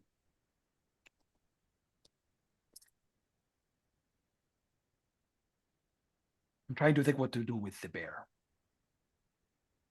Tina, are you good at distractions? What's a distraction? That is not good. That is not a good answer. I was hoping. Okay. How do you say this? Not. I need you to draw attention. Like Like the Oh, like the like zebra. a hey look over there. Yes, like the hey. You do yes, you do this. And Ah. then we all will go under into the tunnels, and you just be you, and we will come back. And I tell you what, Yeah. if we need a way to get out, could you make a way for us to get out? Oh yeah. I bet. Yeah. But in the meantime, I'm doing the hey. Yes. Where am I doing the hey? Well, they are currently on that side of the field. By the time they get to this side of the enclosure, please do the hey. All right. I can do that. Good. Maybe Okay. maybe the monkeys could help with that. You know, The they monkeys could help hey, with the hey, hey. we're the monkeys. Indeed. Stop it. Get Marcel on it. I get Marcel on it right away. Marcel. And Tina just kind of goes boom, boom, lumbering. Every good that bear way. needs background dancers. Every good bear. There's this. I whispered to Oh, sorry, go ahead. Marcel and just fill him in on the plan. Listen, if things get out of control, there's going to be a big bear coming in going, hey. Whatever the bear does, improvise. This is your chance, Marcel. I pat him on the back. Now go. He kind of rubs his hands together greedily, and all of them kind of like go bounding off, their tails kind of following him. Awesome. You hear a voice, Tina. Okay. Is that 1, 2, Tina? Hey, yo, and I turn, and who is it? Is it? Oh God, It's is Mr. it the big? Zabrino. Hey, boss. Yes. Hello. I caught your fight last winter, and I gotta say, it's impressive. I'm very happy to have you as a part of the family. Welcome, you know. Thanks. You're Yeah. your little friend too. What's his name? Where's he at? Fuzzy. Isn't it Fuzzy? He's who knows? Probably eating something, ass deep in a trash can. Knowing him. I haven't seen him in a while. But how are you? Oh, doing great. Living the life. You Out just and about. came to help out? Volunteer for the gala? I didn't really know what we were doing over here, but I happened to poke my head up over the fence and I saw all the excitement, and I figured I would just come in and say hello. I didn't really plan on volunteering, as it were, but I just No. But But if you need help, of course I am of course willing to help. that's incredible. See, I always say, strong hands, strong heart. That's what I always say. Yeah, you always say that for sure. Do we need any help? Any the right to bear arms? Oh, yes. Well, as a matter of fact, I think we could probably find a couple of places where you might be able to help. A woman of your talents and your caliber and frankly, your size. We could use a little bit of help on security detail. Ah. I know this may come as a surprise, but I'm not exactly popular amongst all of the circles here in the zoo. Oh. I know. But, Yeah. you get a reputation, and what can you do? One of those things, I suppose. Yeah, I'd be happy to help with security. Where do you want me? Well, if you could actually just kind of walk the perimeter of the enclosure, just make sure that, there's nobody that's up to no good. Yeah. Nothing underhanded or trying to, I don't know. You know how things get sometimes. Call me paranoid. Yeah, I mean, who in their right mind would think about doing anything awful to you? The big man. Yeah, I'm gonna go. I'm gonna go help with the security now. Oh, well, excellent. Hey, it was good to see you. Yeah, Looking good to forward see to you. seeing your And next fight. Tina like hurries, does not even hear the last sentence. She hurries away.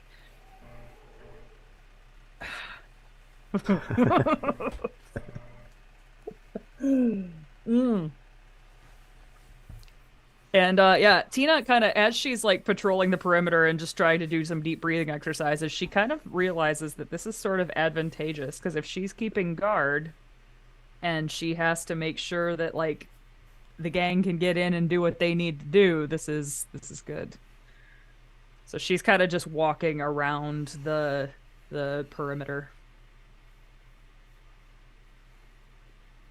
Excellent. All right. So, what I would like...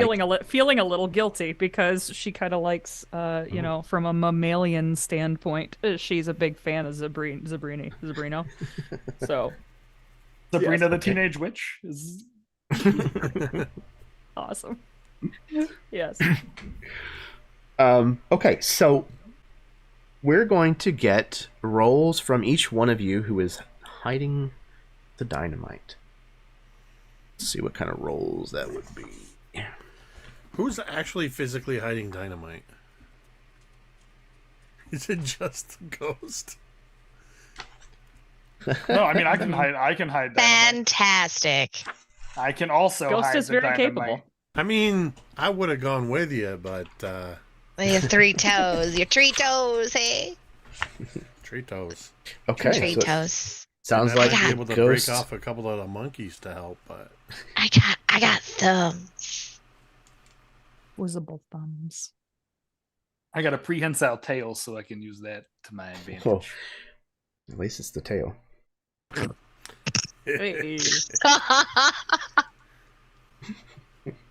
Okay, Incredible. Ghost, let's go ahead and get a roll from you then. Okay. This will be probably Sly, Okay. I think. Okay. Yeah, Guile or Subtlety, that sounds like it. So you'll roll all 3 your dice, and then let me know if you get 6s, doubles, or triples. So my die is a 6. It's like the start of a full house. Or not a full wow. house, but a straight flush. A straight? I have a 6 on like my die, and So then your neutral a die? 5. Okay. Yeah, my neutral die, and then the other ones aren't 6s or doubles.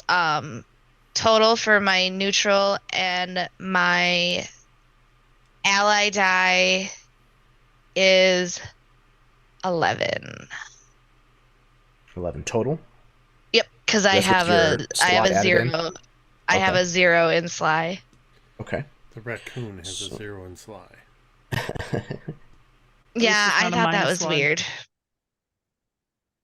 An 11 total with doubles and a neutral boss. Right? So that is a success, and everyone gains a +1 forward. Nice. Okay. So there's one of those montages of the ghost, you know, kind of just like this white blur that like moves from one place to another, and there's just a stack of dynamite left behind. And you know, several times, you know, there's people that actually stop their conversation to turn to look to see, you know, what it was that they just heard, but obviously nothing's there to be seen at all. Just little, you know, swirls of dust or something.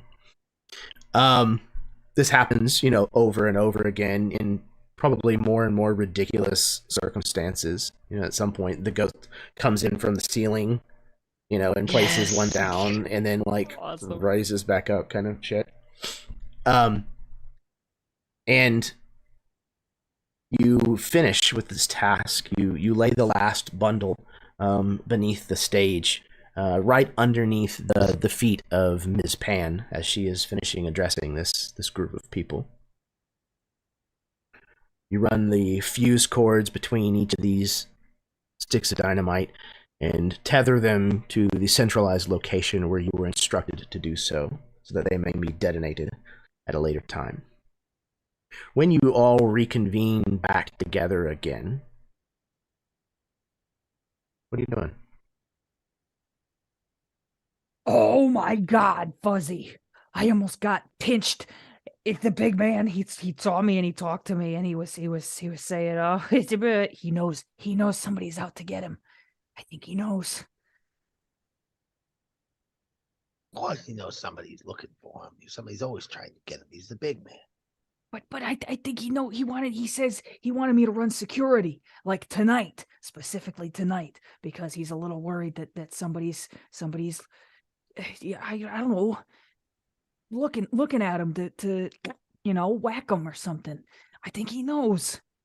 And he asked you to protect him, and he talked to you, and you talked back to him, and he still wanted you to do it. Yeah. I think he bought it, but I can't be sure. I just told him that I was there. I just so happened to be in the neighborhood. Sounds like you did a good job, Tina. Thanks. I thought so, but I wish I could have seen it. yeah, thanks. Thanks. And Tina feels slightly more confident in herself than she did a few seconds ago. But I still shoot like a worried look at Fuzzy. It doesn't feel right. I gotta say it again. But I'm afraid we're gonna be biting off more than we can chew once those bombs go off tomorrow. I've sat in the parking lot and watched people watch movies in their car screens, and I've seen that movie. He takes all of us out as soon as those bombs go off. We're the last loose link. That's what a loose end means? I've heard them say that, no loose ends, but I didn't know what the hell it meant. That's what it means? Are we that? Yeah, I think we might be. We'll be fine. I've also heard some of the humans talk about loose ends as a different thing after too many of the corn dogs, but I don't really understand what that has to do with this, so I'm gonna completely drop it and move on.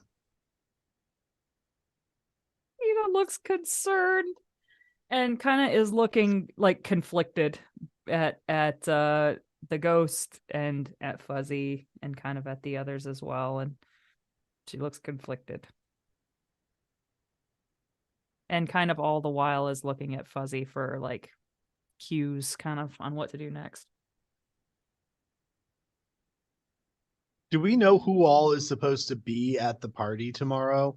Like, obviously, Zabrino seems like Miss Pam. Pan Pan. dilemma. Pan. Like a chimpanzee. It's Like a the name is Pan? Like Pan? Like pan. No, it's Pan. Panned.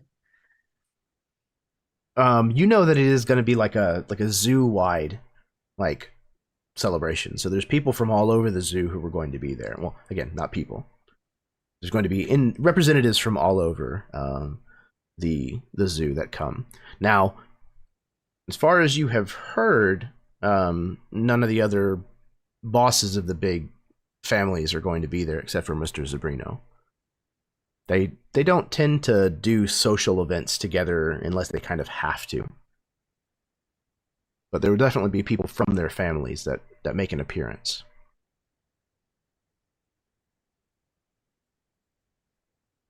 Well, I guess we can probably just like go home and wait. Go back to wait until tomorrow, right?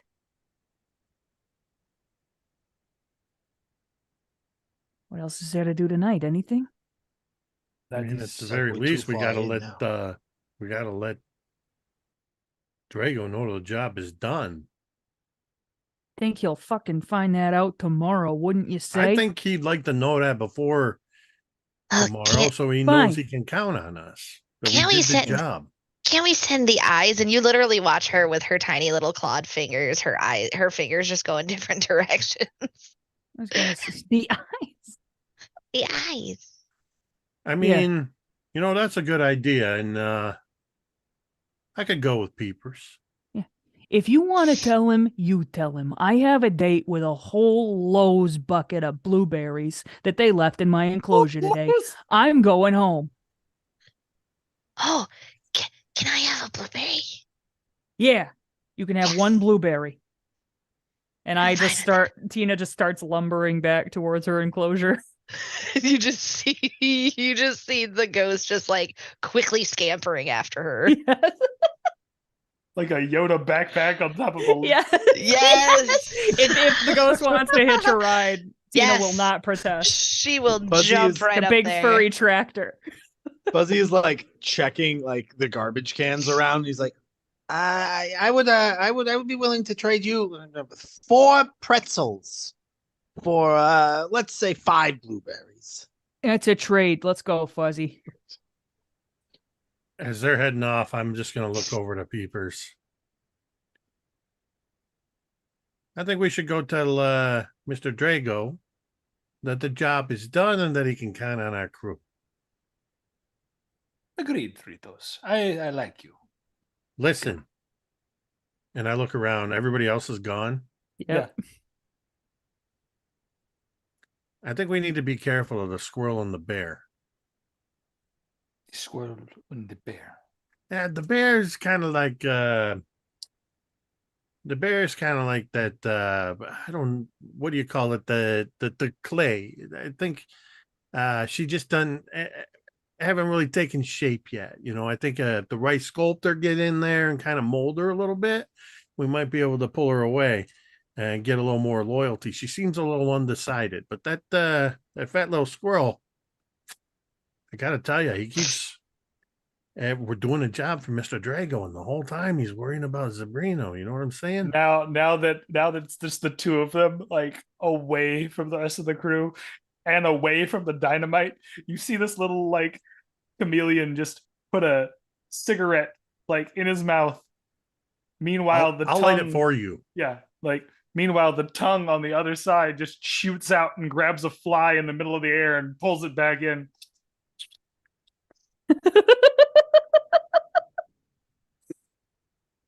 Yeah, I knew when I got part of this crew, when Drago assigned me to this crew, I knew I liked you, Fritos. I knew I liked you. What's not to like, right? Ah, And listen, that's just my observations from tonight. I got eyes and ears everywhere. I know people everywhere. I'm going to be a strong asset for Mr. Drago moving forward. And I'm just calling him like I see him. The ghost, pretty trustworthy. The blueberry thing, you know, that's just a food thing. But you look, when those bombs go off tomorrow, you know that it was the ghost that put them in the place. And you know that it was Tritos that arranged to have all their monkeys in there running interference. But I can tell Drago that myself. you were a wise sloth. No. I will go with you. I will. Well, no, I'm going with you. Oh, you going with me? We're After going you. together. No, after I see you. what you're- We're After going you. together. After We're going you. together. It's fine. It's okay. We'll go and we'll tell Drago. And in the morning, we hear the big boom. And then everything will be. Perfect. As the two of them wander off, patting each other on the back, and wondering about what might come from tomorrow, what the future of this crew might be that doesn't involve blueberries. We're going to kind of pan back, and this is where we're going to take our break. So we're going to take a 10-minute bio, refill your drinks, go to the bathroom, kiss your spouse, smoke them if you got them. This has been incredible so far, way better than I could have ever possibly imagined. So I cannot wait to come back and see what else we have in store this evening. So sit tight. We will be right back.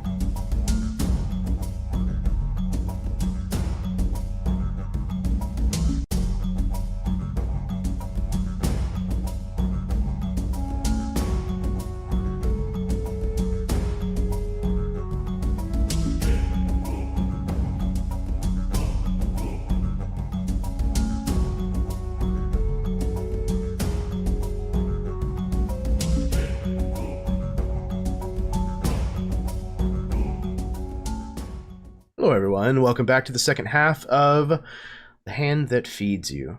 This is... just kidding. Welcome back again. And again. And... No. I just wanted to show everybody the break screen again. It's a good break screen. Thank all of you very much for for coming in this evening. I hope you're having as much fun as I am.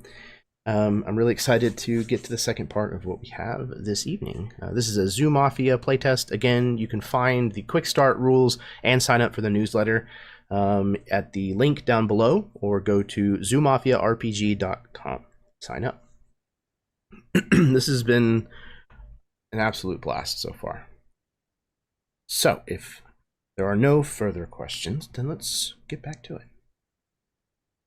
There seems to be a bit of a schism forming in the group.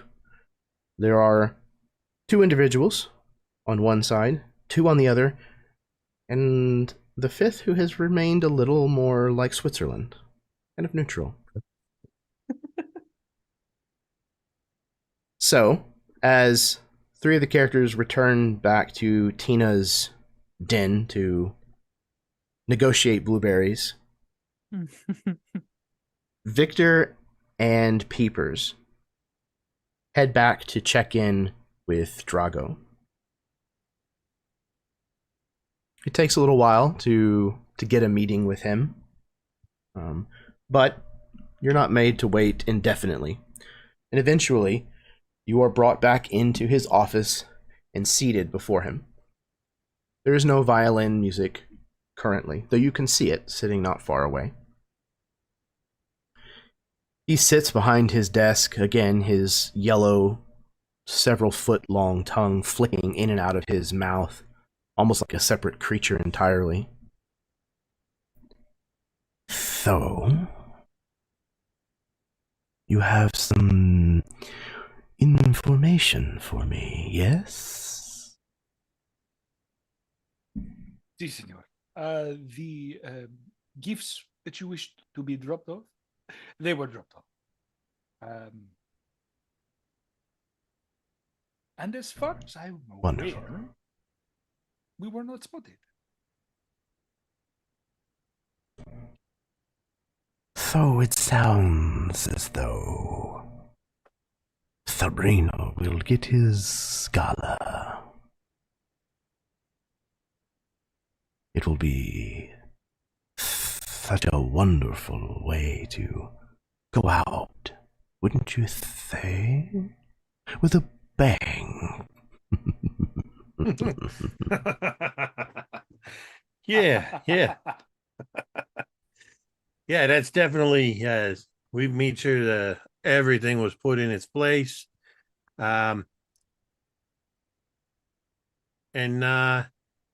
Yeah, we were able to take a good look at what's being set up for the gala. And even Mr. Zabrino made an appearance himself. Sabrina was there? Indeed, he was there, just sort of, I guess, just kind of, I don't know if he wanted to rehearse his speech or what. He was up on the podium on the stage. Did he see you? Oh, no. I don't be seen unless I want to be seen. He didn't see me. But, well,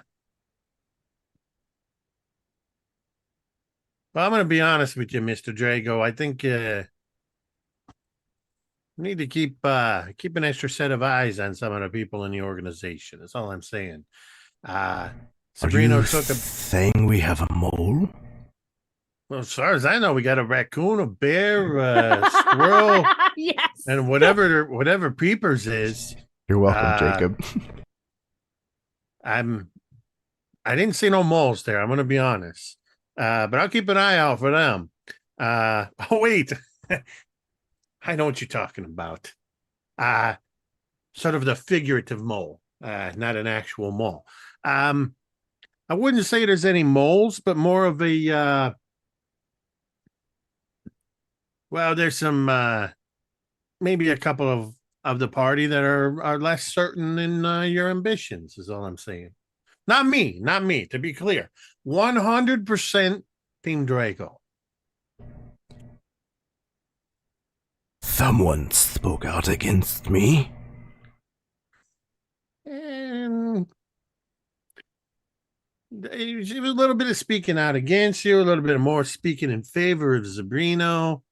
I'm just uncertain where certain loyalties lie. I mean, I'm not pointing any fingers, but you know, who knows what goes through the mind of a squirrel? You know what I'm saying?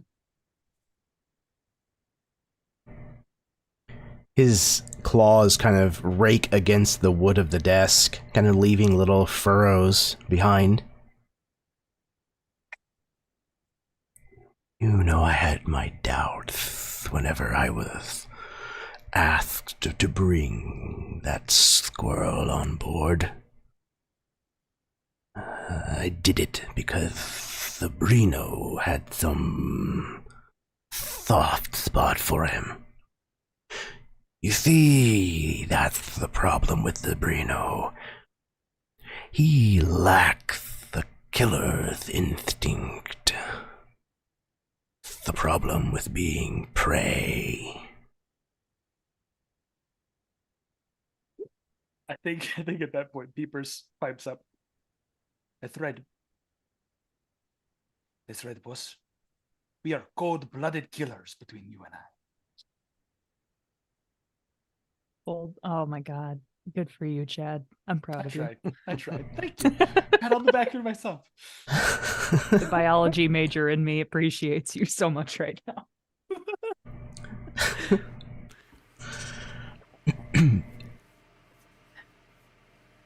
When he says that line about prey, I think you could probably audibly hear Trito's gulp.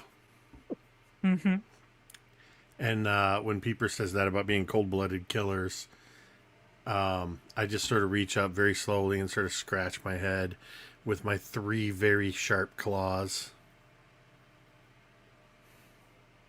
Yeah, I mean, look. If there's one thing, if you're talking about soft spots Sabrino got, that's fuzzy. He's nothing but a soft spot.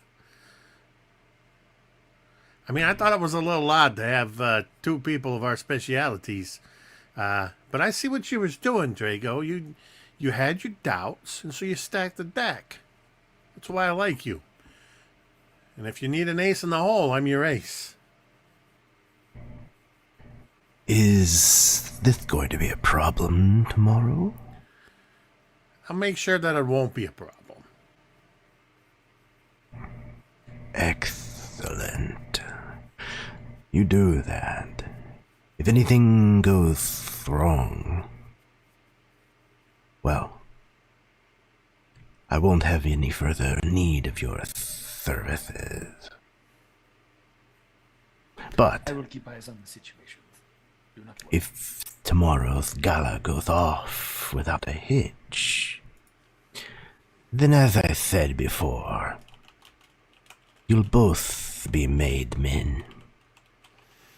You have my promise.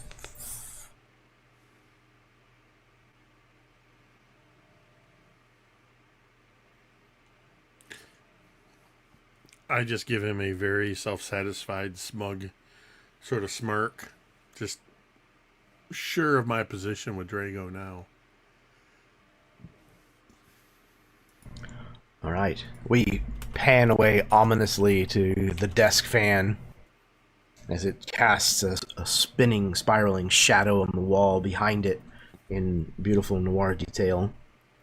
Then we cut back in as the shadow shifts to that of moonlight shining in through bars now cast across the wall of an interior enclosure where 1-2 Tina and Fuzzy sit. Now, I'll leave it up to you and Adora as to whether or not Adora is also present. Mm-hmm.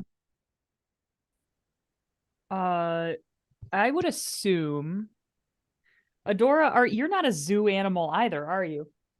She is because Oh, she she's a is. she's a white raccoon. Oh, I was gonna say that I think that Adora would have taken her blueberry, her single blueberry, and she'd have been like, "Yay!" And then she'd have just bolted, and kind of like how Like- how Fuzzy gets to go and be in the trash cans all day. She's heard him talk about all the cool stuff that you can find in the trash cans. And usually she's the person that people call when you want to blow stuff up or get into a certain enclosure or a certain someplace.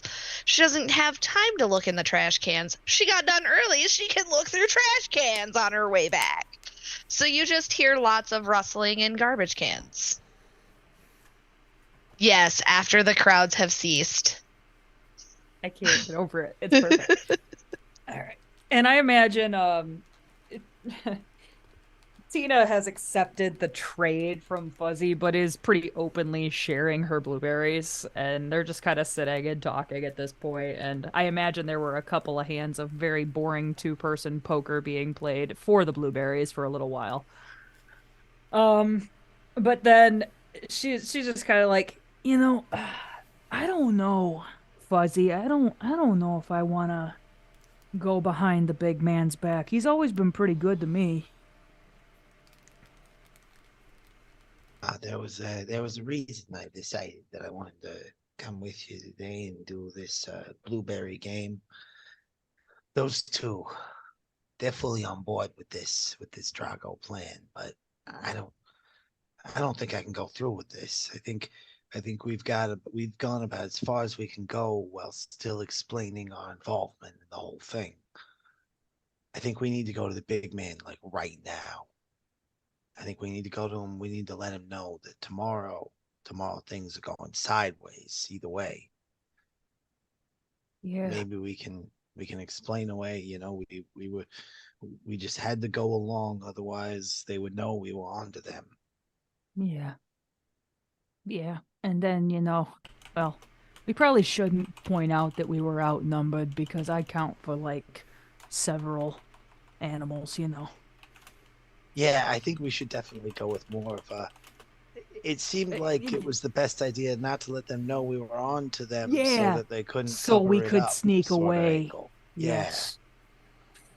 All right. Yeah, I agree. Fuck those guys. I don't trust the scaly ones. I said it right up front. And I definitely don't trust Tree Toes and his whole band of monkeys. He's I sneaky, met like that one. 2 nice lizards in the entire time I've been here, and like They all... sloths are normally pretty chill. I've liked most of them. No natural predator seems to do that to a species, but I wouldn't know. clearly. Well, should we go? Should we go now? Yeah, I think we should. What about the ghost? It's like she goes her own way. But hopefully if shit goes down tomorrow, she'll know which side she's on.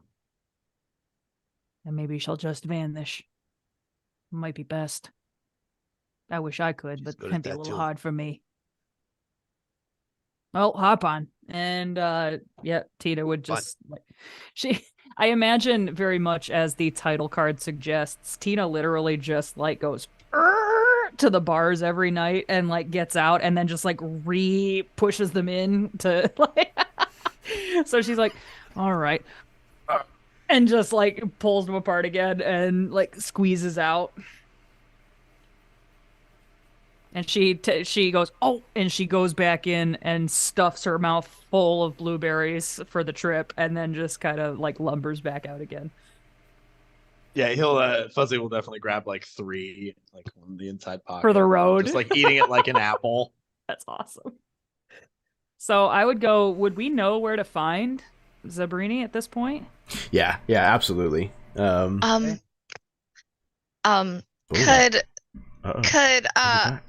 Adora be close enough to maybe hear them kind of leaving and maybe follow behind them? Like She hears the groan of the bars. she hears the groan of the bars and she stops and she's in this like fully Absolutely. inside this trash can, and because they've got the little holes in them and stuff, if I'm imagining like a zoo trash can, and she's looking through it and she's like, where are they going? And she wants to kind of like stealthily, subtly follow behind them. Hmm. Absolutely. Okay, I think- you want to roll? Yes, I will roll. Okay, I'll make it fair. I'll roll. let's do. I have a plus- um, I have Nobody a plus trusts anybody. 0. I have a That's plus perfect. What a 0 great in my mob to do. sly. in your slide. fair. Oh, that's right. Okay. All right, So so you're gonna let's roll all 3 see. dice. Mm-hmm. Add Ooh. nothing to Ooh. it, but I got my ally die has a 6, and okay. my die has a 6, so I got doubles. So your ally Whoa. and your neutral both. Okay. Yes. Double sixes. Double I sixes, got no double less. Yeah. sixes, and then I also have a +1 forward, so that'll be 13. Shit. Very sneaky. of Wow. Okay. And I got a 5. I got a 5 for my like boss die. Okay. So you gain a critical success. Everyone gets a +1 forward. And Nice. you gain a marker. So you will go from 3 up to 4. you. I think. Okay. Wow. Awesome. Yeah. Okay, so you 100% are able to follow them, and you even are able to get close enough that you catch enough snippets of their conversation that you know what's going on. You can hear what they're talking about. At some point, all 3 of you have to kind of like hide quickly as like a zookeeper, like a janitorial person, like a person comes wheeling their like cart down the pathway, kind of whistling and humming to themselves, moving from one place to another, and luckily doesn't spot any of you. We're going. Okay. So Adora follows at a distance as 1, 2, and Fuzzy go to see Mr. Zabrino. Again, you do have to wait quite a while. Even though it is the middle of the night, it's basically kind of like the afternoon. And everything is kind of in full swing for the gala. So there's a lot of people that are kind of, there are a lot of demands on his attention, even more so than normal. But you do manage to finally get into the room with him again. When you enter, he looks up. Oh, 1, 2, Tina again. It's so good to see you. And you brought Fuzzy. Yeah. I found him, and I figured you might want to talk to him. We actually have some business to talk to you about. Fuzzy's a better talker yeah, than me, of course. and I would kind of like shrug to get Fuzzy to hop off my back. Yeah, Sir, I'm all ears. Well, it's an honor. Thank you for seeing us at this late hour. There's no easy way to say this, so I'm going to be entirely blunt and just lay this out for you, okay, sir? There is a plot against you and against the entire family and community afoot. And we became aware of this plot earlier this evening, and only now are we able to bring it to your attention. We believe that the party tomorrow is compromised, and we have reason to believe that explosives have been planted in the party grounds. You can't be serious. Explosives? Monty Drago's work, I'm afraid. You can see the expression on his face, his long face, hang as he shakes his head back and forth in disbelief. I always had my doubts about Monty. I should have known. I should have followed my gut. You can't trust the scaly ones. Hey, Well. whoa. I mean, listen, I'm not saying I disagree with you, but I don't think we're supposed to say that sort of thing in polite conversation anymore. Sorry. I'm a product of a different time. He says, it's just the two of you who have come forward with this information. What about the rest of your friends? I know what goes on in my operation, at least to some degree. I know Monty has you working with at least a few other people. Can't be sure of the loyalties of any of them. We all did what we had to do today so as not to be noticed, but I can't be sure. I have a gut feeling that the raccoon at least is sees the reason here, but I don't want to cast any The aspersions sloth is against anyone. shifty as fuck, and the chameleon is too. He nods. Buzzy just kind of shrugs and I'm not gonna disagree. I won't disagree. He nods, but you can see the concern on his face.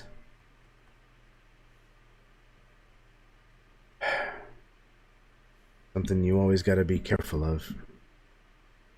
This kind of business never stops. The higher you climb this ladder, the worse it gets. I'll blow up all of those people. For what?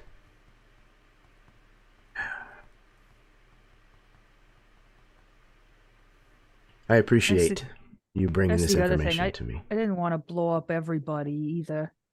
I mean, Miss Pan's always been nice to me. We haven't had a ton of interactions, but she's been nice. Seems like a lot to, I don't know. Yeah, he kind of points his hoof at you. See? Strong hands, strong heart. He's a better person than the other one. You guys can fuck right off.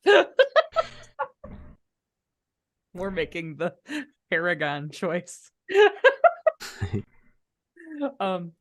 But So yeah, just yeah. I know that this this whole affair that we're all involved in works on favors, and I appreciate the favor that you're doing for me by bringing me this information, but by calling out this thing before it happens.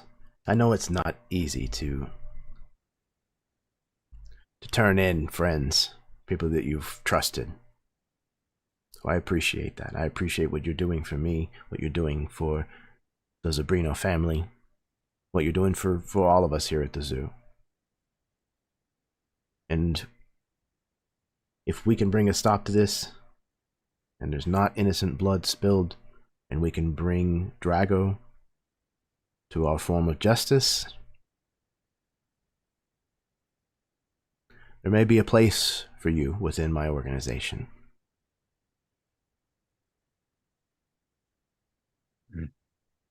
When he says our form of justice, Tina kind of like involuntarily bares her teeth a little bit.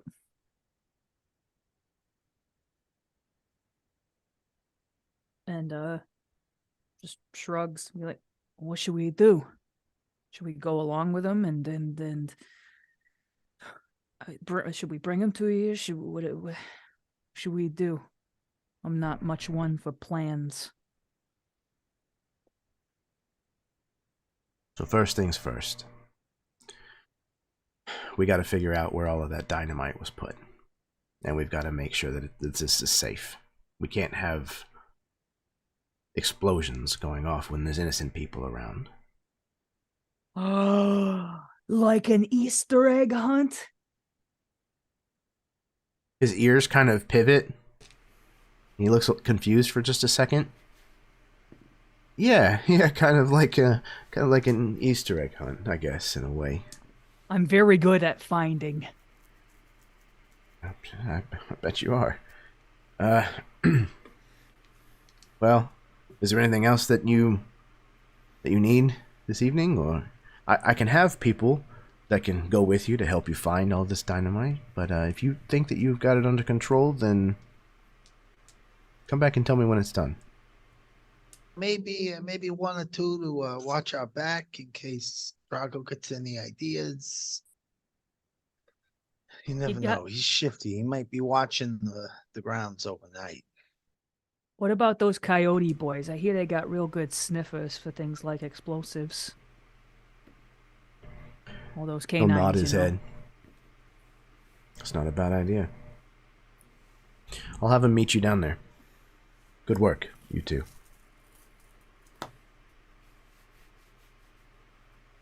Watch yourself, boss. Stay safe. And Tina would kind of like put her head down low so Fuzzy can hop on. And we would make our way back towards the site of the gala. So the ghost hears bits and pieces of this conversation, I'm assuming. Yeah, Like, I she think with comes, what like, you rolled to- earlier, yeah. There's a vent or something that you managed to get to. You kind of like listened as the voices echoed to you. When they start talking about removing the dynamite, I think that's when she would go and she would go try to find Tritos. A triple cross?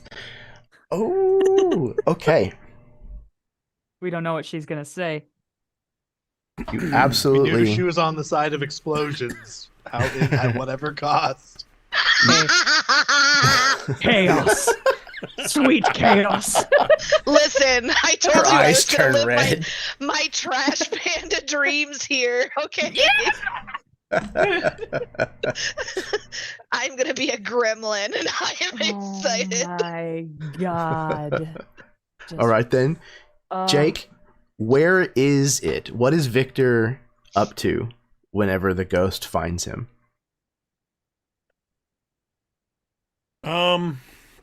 I imagine Victor got a hold of some. I got a little side thing going on. Whenever they bring the peanuts in for the elephants, there's always one or two bags that got mildewy. They're not quite good. The zoo doesn't want to feed them to the elephants. It kind of affects their prehensile penises or something. I know how it is. So the racket I got going on is I take some of those peanuts, and I found that if you dry them out, some of the ones that are more desperate for them, they don't seem to notice.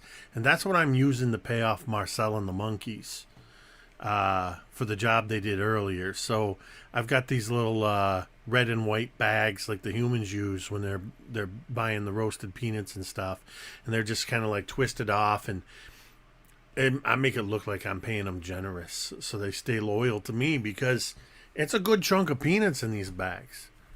And listen, you keep doing this kind of work for me, you stay loyal to me. As I go up, you go up. There's going to be even more of these nuts, all right? And that's probably as I'm finishing paying off the last of them. I hand Marcel an extra large bag as the bigger one, but as Peter Tork and the others head off, that's probably where the ghost catches up to me as I'm lighting a cigarette and putting it in the holder. And You just see, at first it just looks like a little dust cloud, and you hear this like skittering stop in front of you, and then when the dust kind of settles, you just see the ghost. Wow. Her eyes are really big, I can love that. and she's like, Tritos, bad, the zebra nose. What about his nose? Zebra knows what? No, the squirrel and the bear. They told the zebra. Fuck They you. told the Fuck zebra. Wait a you. minute. They told Fluffy, Totoro, and 1, 2 Tina, they went to the boss? They went to the boss, and they told him what was What did happening. They're getting ready to go to the site to take the dynamite. I can't let them take my dynamite. Tina. Ghost, listen up. Listen up carefully. Mhm. Me and Peepers, we went and had a conversation with Drago. Mhm. So I kind of got, I'm in good with the guy.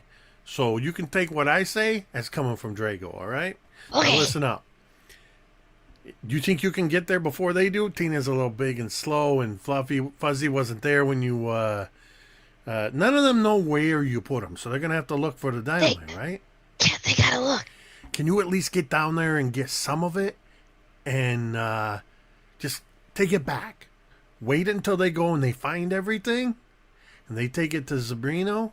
Then you go put some of that back. Make sure you put a couple sticks in the middle and you make sure there's at least 2 or 3 sticks that go into that stage. You think you can do that? Yeah, I can do that. Then why are you still standing here talking to me? I shouldn't see you. You're an apparition, a ghost. Okay, bye. She's gonna bolt. She's gone. She is Both gonna go to the site. After you leave, Oh, no. in the tree above, wherever I imagine the 2 of them have been sitting in this tree, right? Because you're a sloth. You're in this tree with me. I knew they were going to betray us. I knew they were going to betray us. This whole time. I just knew it. You know? So, I have a plan. We send the raccoon. That's a great idea. Good job, Fritos.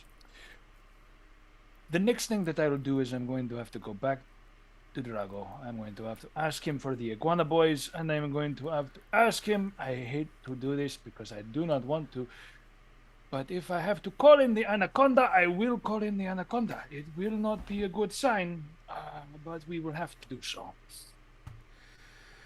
I don't like the anaconda. No, I hate him too.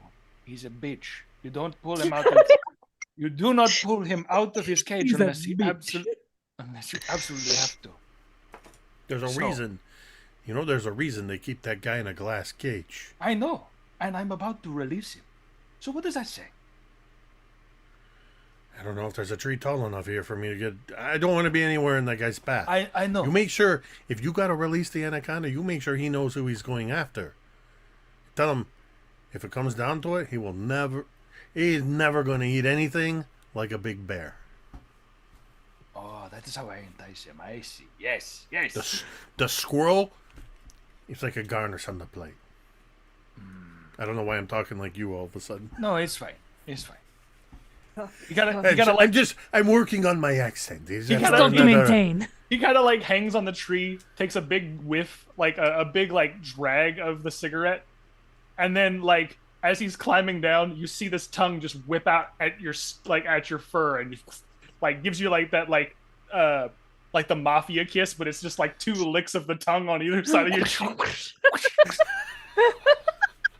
Ew. Awesome. You are a beautiful, Sticky.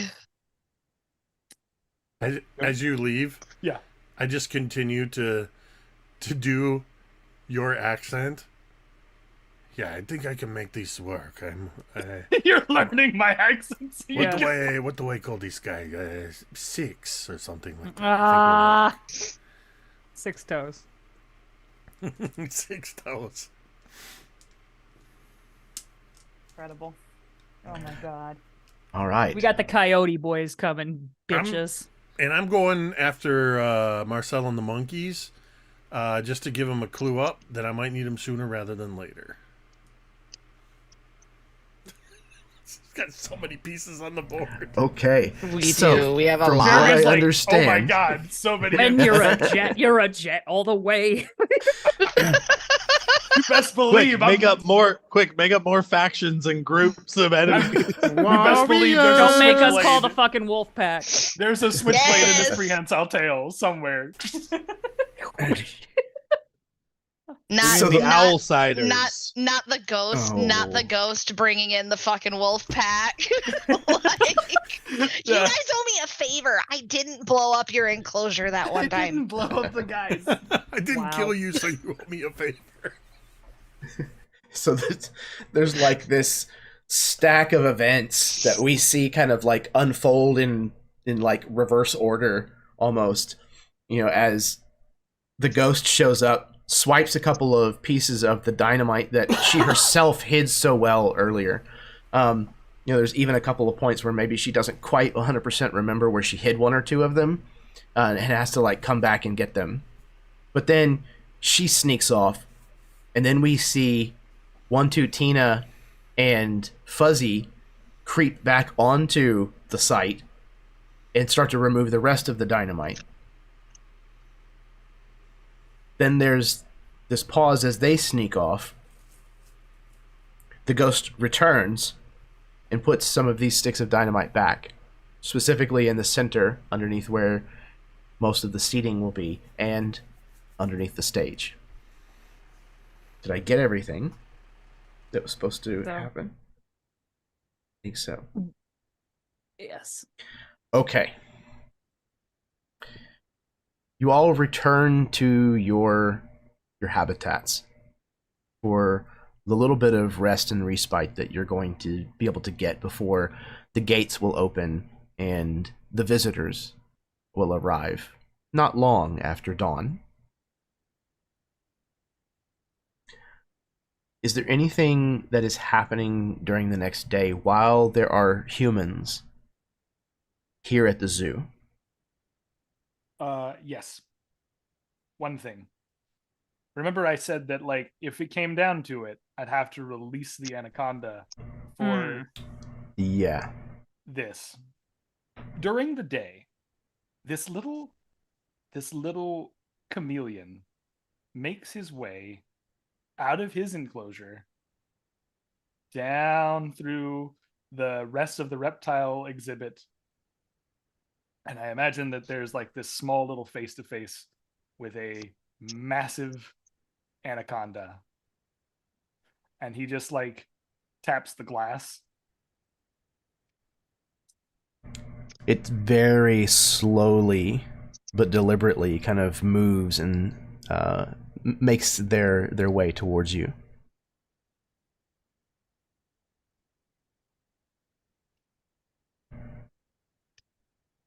Alfonso, I'm glad to hear you. You can see me. Yes, yes, yes. Now, I do not have much time. But the mammals have fucked us. You know that Drago will not be happy. The only thing mammals are good for is a snack. There will be plenty of snacks at the meerkat exhibit tonight. Well, it's a shame I wasn't invited. Well, you were on the list. But you are getting an invitation now. I apologize for not inviting you earlier. What do you want? Snack? I need you to make sure that Drago's plan goes without a hitch. I have a bear and a squirrel that are being a bit of a itch in my side. Squirrel? What squirrel? Oh. I believe you know the one I'm speaking of. The big fat one. The fuzzy one. Fuzzy Tuturo. That is the one. Oh, would I've like been to- dreaming of this for some time. Oh, yes. Yes. Yes, my friend. Now, I will just, He kind of climbs up the side of the glass.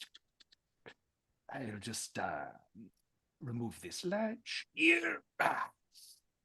And I will skitter away, and none will be the wiser. Do not scare the peoples until you're able to leave. Okay? Fair. Don't tell me what to do, snack. Right. I disregard that interaction, Senor. I do not. You are Run along, within my eyeballs. Run along. Si, Senor. And he'll like immediately Fucking duck Hannibal up and, Lecter shit. I'm releasing Hannibal onto the world. All right, Chad, you did this during the daytime, so This I during the need to daytime. get a sly roll from you Let's because there are go, people baby. all over the place. I'm okay with that. Let's do it. All right, so you're gonna roll your 3 dice. Yep.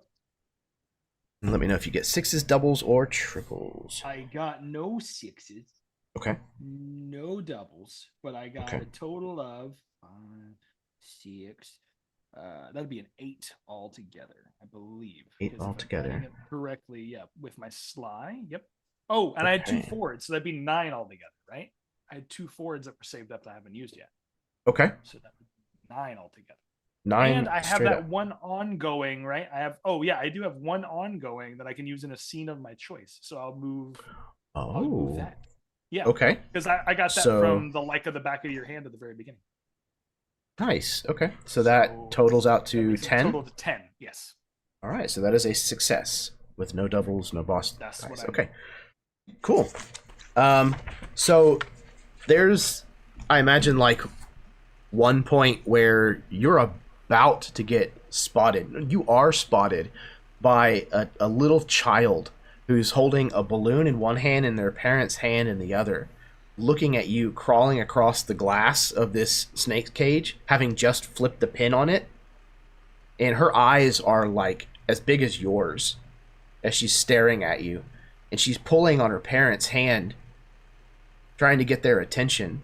And just about the time that the parent finally turns to pay attention to what the child is trying to draw their attention towards, you find like the opening to your cage and like slip back inside of it within the reptile house.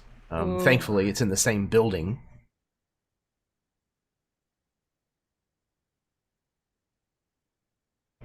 Perfect. Fuzzy is going to kind of like he generally traverses along like the tops of enclosure, like fence walls, and he's going to like he's gonna pouch pocket in his cheek like a nut or an acorn or something, and head towards the albino raccoon enclosure. And I'm like he'll get out onto like one of the like the branches and kind of like wait till no one's looking and like drop the acorn kind of near the trunk of the tree, and then do like skitter down it, and then like as soon as he's like kind of down on the trunk, do that like squirrel thing of like not quite ready to leave the tree, like skitter back up a bit, skitter, like, and then he'll just kind of like look around like Ghost.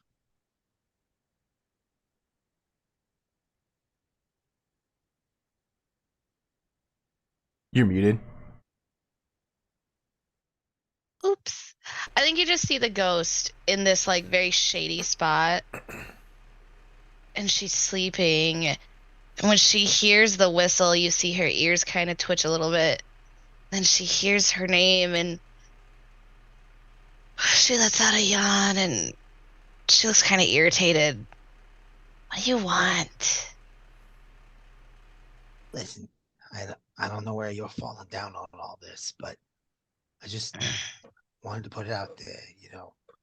This Drago, he's not looking out for folks like us. They want to eat meerkats. You're about the same size as a meerkat. I'm a little smaller, depending on the day, depending on the meerkat.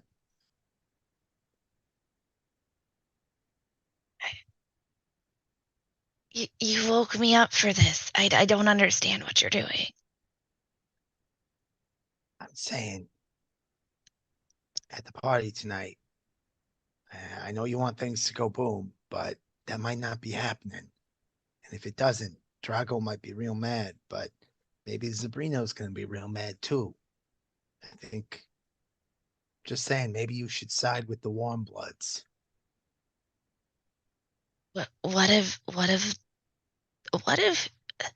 they ever done for me? I mean, you are a warm blood. I know. You're one of the warm bloods. And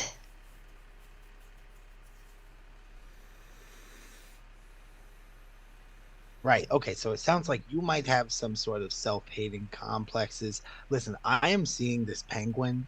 She's fantastic. I talked to her about the things going on in my life. No.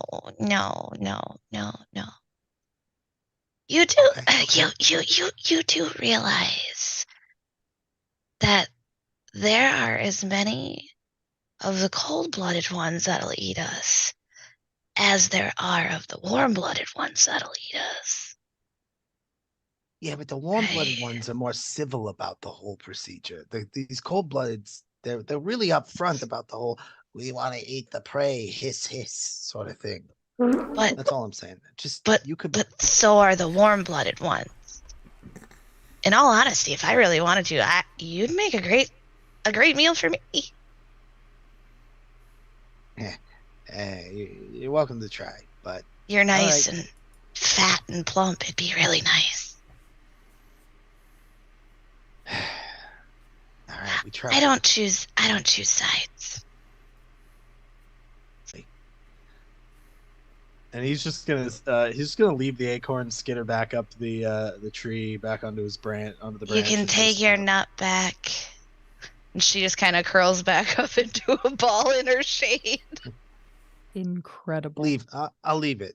You might need it when winter comes. Just like skitters Ooh. away. Winter is coming. I saw that one coming.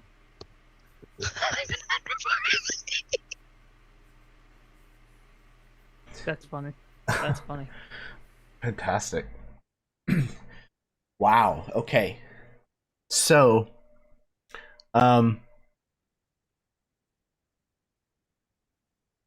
okay, Austin, let's get a roll from you two.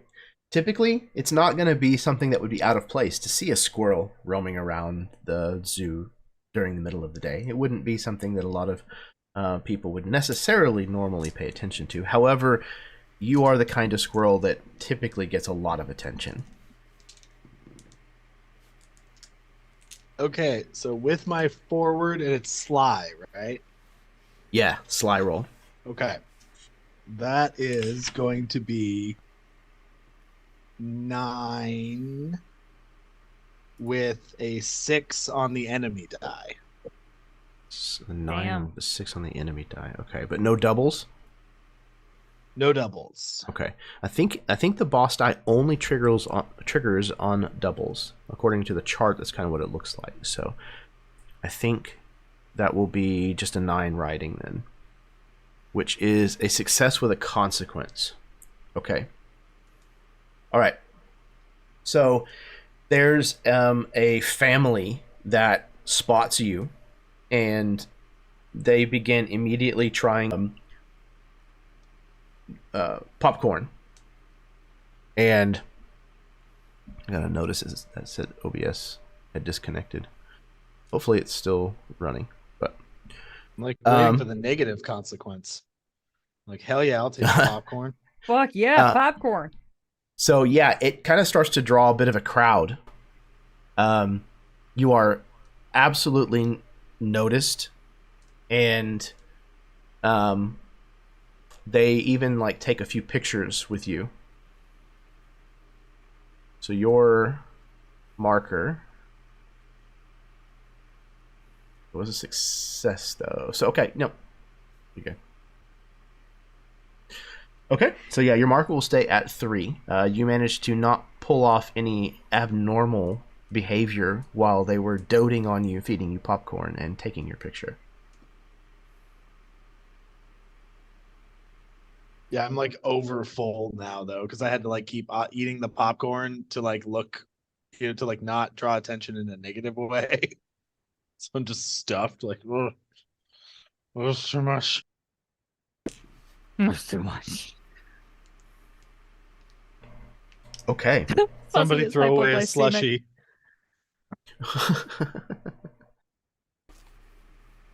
All right. So is there anything else during the daytime that anyone else wants to try to do?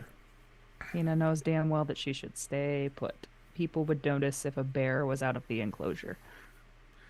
If I'm not hanging from all 4 of my 3 toes from a tree, I'm probably getting passed around with the zookeeper, them showing me off as I'm doing the super sweet, cuddly sloth, wrapping arms and legs around them. And when they hold me up, I do that thing where sloths go like this and kind of hold their arms out. And but when I'm hanging from my tree, I've just got my eyes out, just looking around, seeing what I can see, trying to see, more or less trying to clock 1-2 Tina and Fuzzy Totoro. But I'm not taking any non-animal actions during that time. Okay. So for the remainder of the day, all of you kind of take it easy. Some of you digesting, some of you resting. And soon, night settles on the city and the zoo once again. And you know that tonight is going to change your lives and your careers forever, regardless of how it plays out. We see the anaconda enclosure as the lid just thumps shut. The gala is being set up and prepared. Chairs are being arranged. People are beginning to arrive at the gala in their best dress. Mr. Zabrino is there. Ms. Pan is there. The tiger that spotted 3 toes earlier is there, and many others. What do we see the 5 of you arriving as? Are you dressed for the party, or are you slinking around the outskirts? I am probably dressed for the party. I am wearing the exact outfit that Karen Allen wore at the very end of Raiders of the Lost Ark with that hat. I love that hat.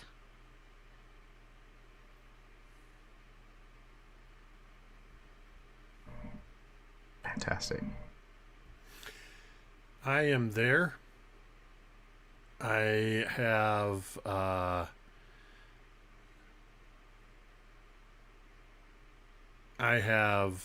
Marcel and the monkeys kind of keeping an eye on things. I am wearing a tuxedo, and I am placing myself, moving around the perimeter of this place, in sight so that I'm seen to be there, but I'm not going anywhere near the center of the seating area, nor am I going anywhere near the podium.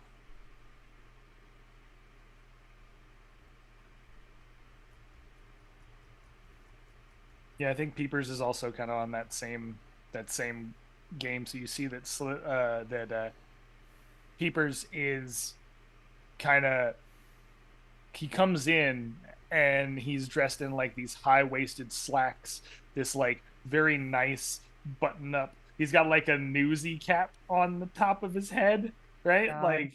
God. And he looks well done up with nice nice shoes on his little scaly feet.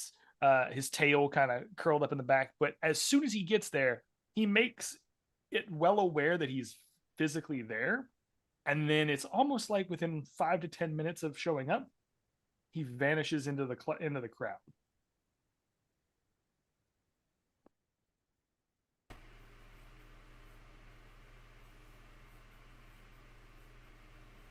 I think Fuzzy feels like he has to like be kind of there.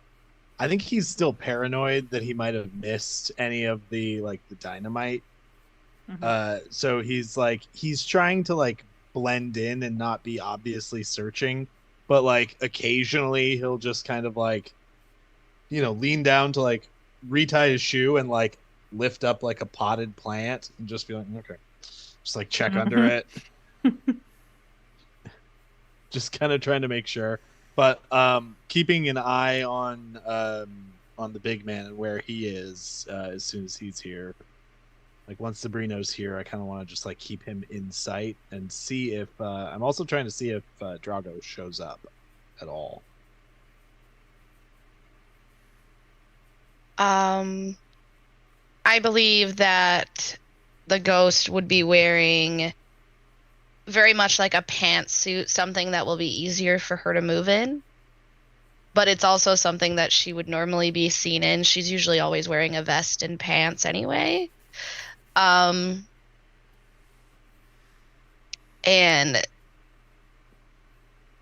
she is mingling with everybody, talking to everybody. That's what she's doing. I would say eventually I would probably connect with Fuzzy too, and we would be chatting.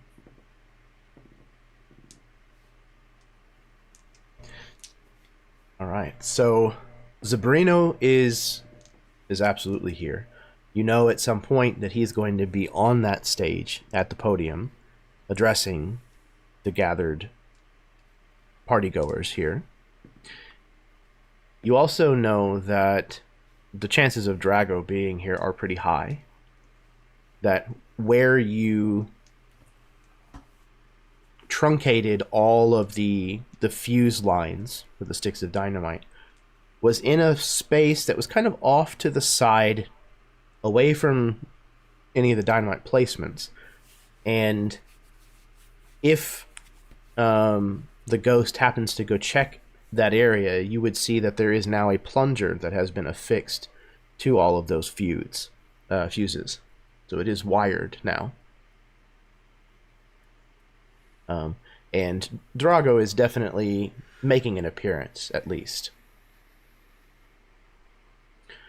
What I'm interested in is a scene where your crew comes back together at this gala. And what that's like. I imagine 1-2 Tina would be standing at the bar and she would probably run into old Three Toes. Is old Three Toes a drinker?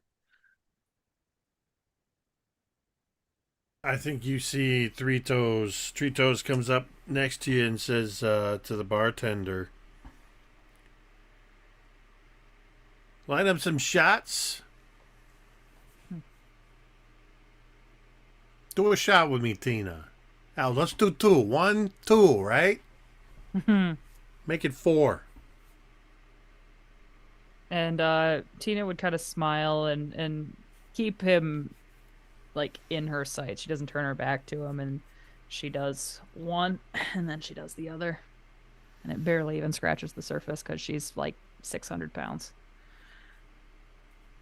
Yeah, the giraffe bartender stands nearby. It's just like 4 poles next to the two of them talking. Yes. Awesome. Ooh. Smooth. I think Fuzzy will join, like walk up at that point, and he'll grab one of the shot glasses, and it's like it looks like a pint glass in his hands almost. Just gingerly takes a little sip. It's Well, good to see you thanks. this morning, Three Toes. And I think everything's gonna be pretty nice. The boss looks like he's putting on a pretty good presentation today. I think things are gonna be all right. You all right? Yeah, Yeah, we're doing yeah. great. Well, I he'll kind of look around as if to like check that no one can hear them. I have my reservations about this, but We are where we are.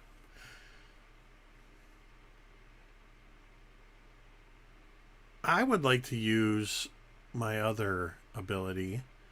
You know people. You read people the way others read books. And the book I'm interested in right now is called Fuzzy Totoro. The Inside Story. The inside story. Now, I don't know what...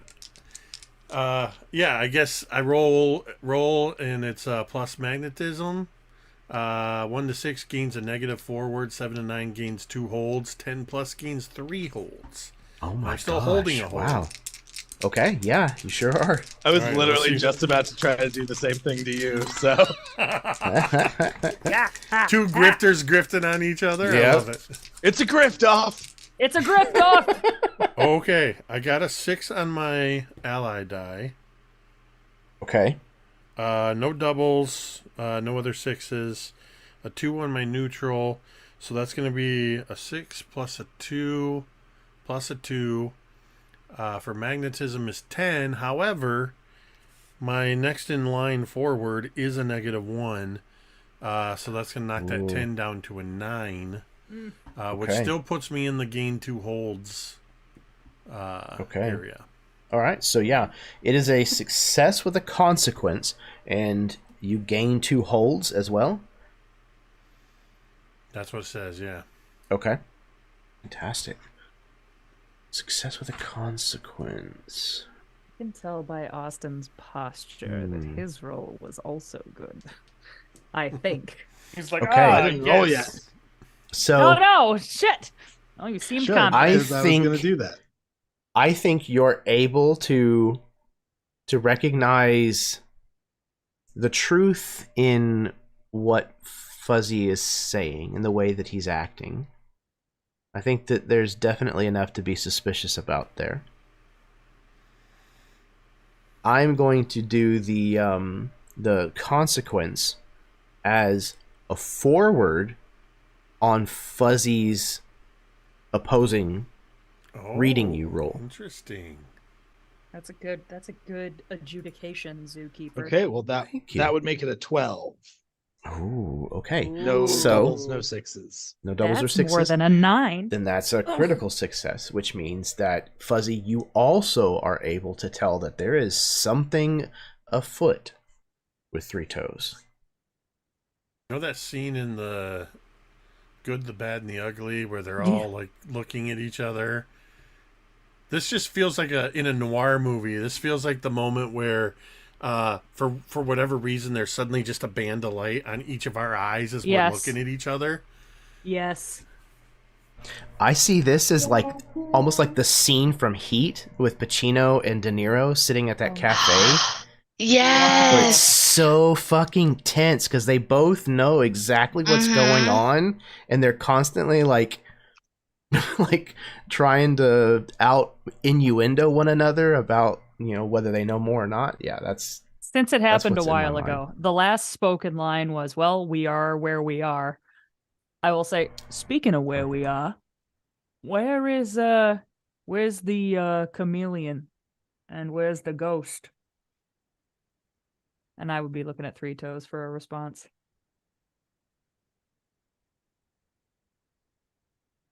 I take a moment to answer as I'm staring down Fuzzy. And I gotta say, with Fuzzy kind of beating me out on that and the consequence and everything, you would probably see a little bead of sweat. Mm-hmm. And as a way of breaking away from this tense situation, turning to Tina. You know what? I was checking my schedule earlier, and it turns out I'm not on the list for keeping an eye on them. It's not my turn. Huh. I thought saw the they were ghost all- mingling around, talking to some people, and you know how Peepers is. For all Yeah. I know, he's on my shoulder, or he's on this shoulder. But he ain't. I mean, I didn't say you were in charge of them. I just said, we're all friends here, ain't we? Of course, Figured we're you all might have friends seen here. him. Yeah, The way Peepers is, he sees you before you see him. that's true. Fuzzy, I gotta make a round around the premises. You wanna come with me? I'll catch up in just a minute. One more word with Three Toes here. And I was about to say I clap a hand on his shoulder reassuringly, but he is tiny and that would kill him. So I would kind of just like knock on the bar near him and I would be like, all right, catch you around Three Toes. I'll let you know if I see the ghost or the chameleon. Thanks. You do that, Tina. Fuzzy will raise his glass to Three Toes and say, "Well, maybe this time tomorrow we're both made men. Am I right?" That's the plan. Get made, aren't you? Take a drink, set it down, come in, like hug Three Toes, and like as he gets in close, I know it was you, Frito. I know it was you, Three Toes. It broke my heart. Always been such a good friend. and he's gonna just kind of, as he breaks, he's Oh gonna kind my of look over God. and walk. He's gonna again start like walking over towards Zabrino, like now knowing like something's up. Like this guy knows that we fucked around with his plan, but he still seems confident. Like something's amiss.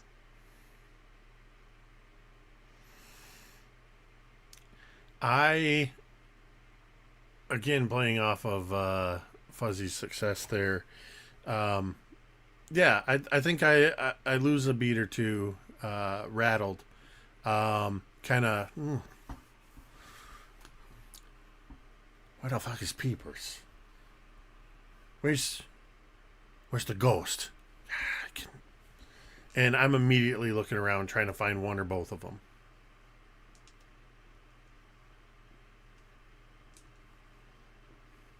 Does he find you, Peepers?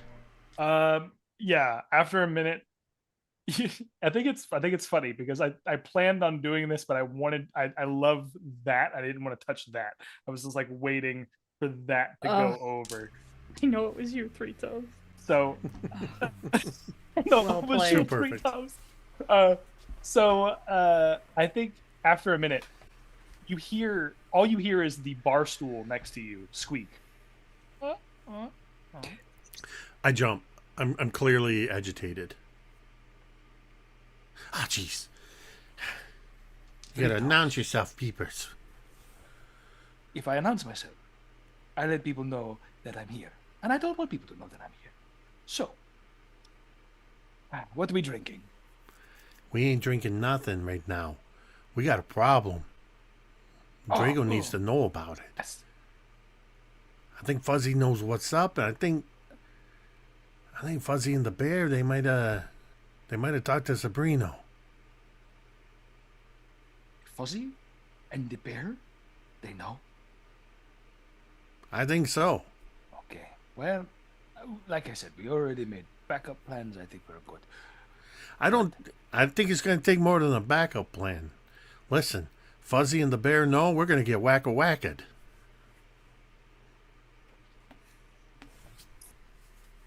That we are. One moment. He looks to you. Holding Yanoko. Keep yourself above the bar height when the time comes. Like I said, I'm not worried. The boss has his plans in order. And if the raccoon did what the raccoon was supposed to do, then I think we'll be fine.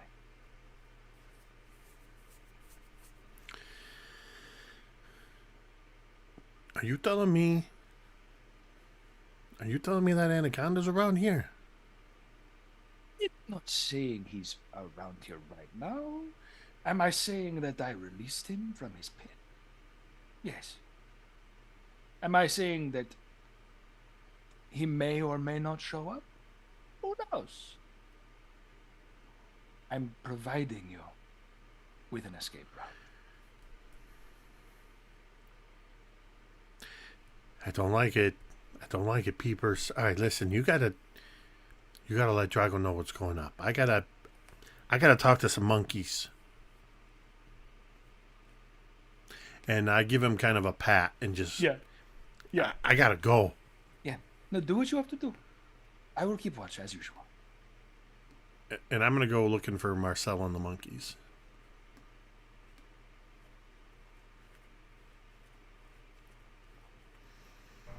If it's Okay. easier, if I can I find them? Yeah, absolutely. Yeah, they're around. All right, listen. I don't imagine they're at the party necessarily, but they're, nearby at the fringes. Listen. This is your big opportunity, all of you. This is like the big show, all right? You listen up. That little fucking squirrel. He gets anywhere near gets anywhere near Sabrina. You need to find some way to keep him away. That's all I'm saying. I don't care if you cause a commotion. I don't care who you get out of it. You just do it. You understand? If that squirrel talks to Sabrina, we're all done. And if I'm done, you're done. And I don't even wait for Marcel's confirmation. I just turn and I don't know where I'm going yet.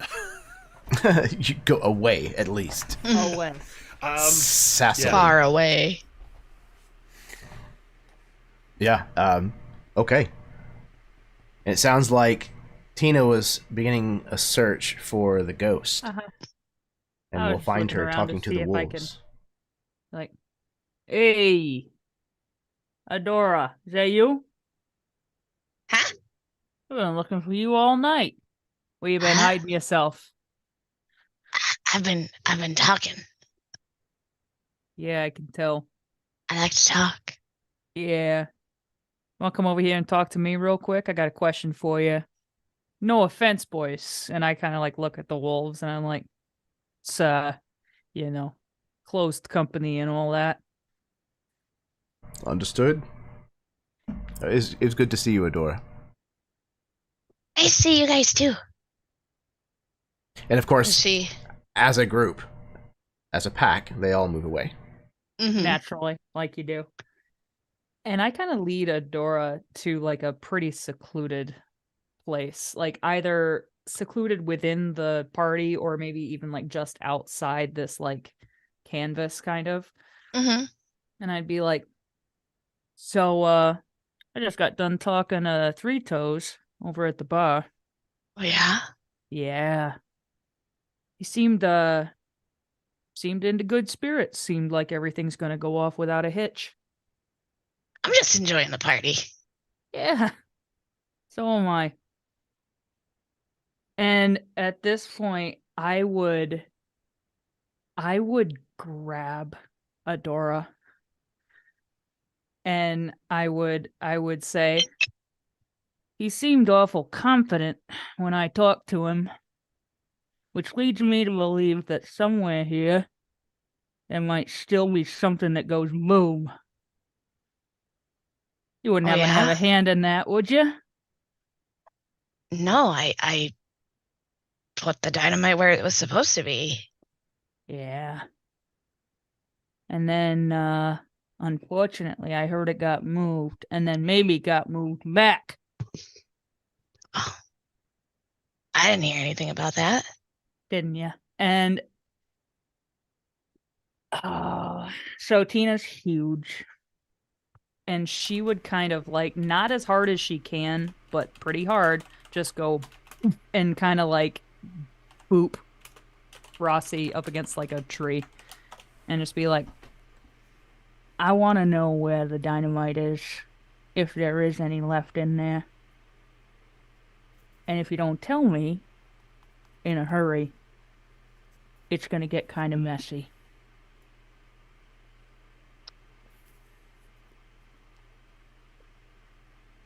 Can I use one of my like choose to kind of move type things. Sure. It's all about timing. You keep your composure even in the most Oh. volatile situations. Perfect. Absolutely perfect. Okay. What does it entail? Yeah. I have to roll plus awareness, and if I get a Okay. 1 through 6, I misread the situation and gain a -1 forward. 7 to 9 give an ally a +1 forward, or a 10 and over gain a +1 ongoing. Oh, wow. Okay. So let's get that roll then.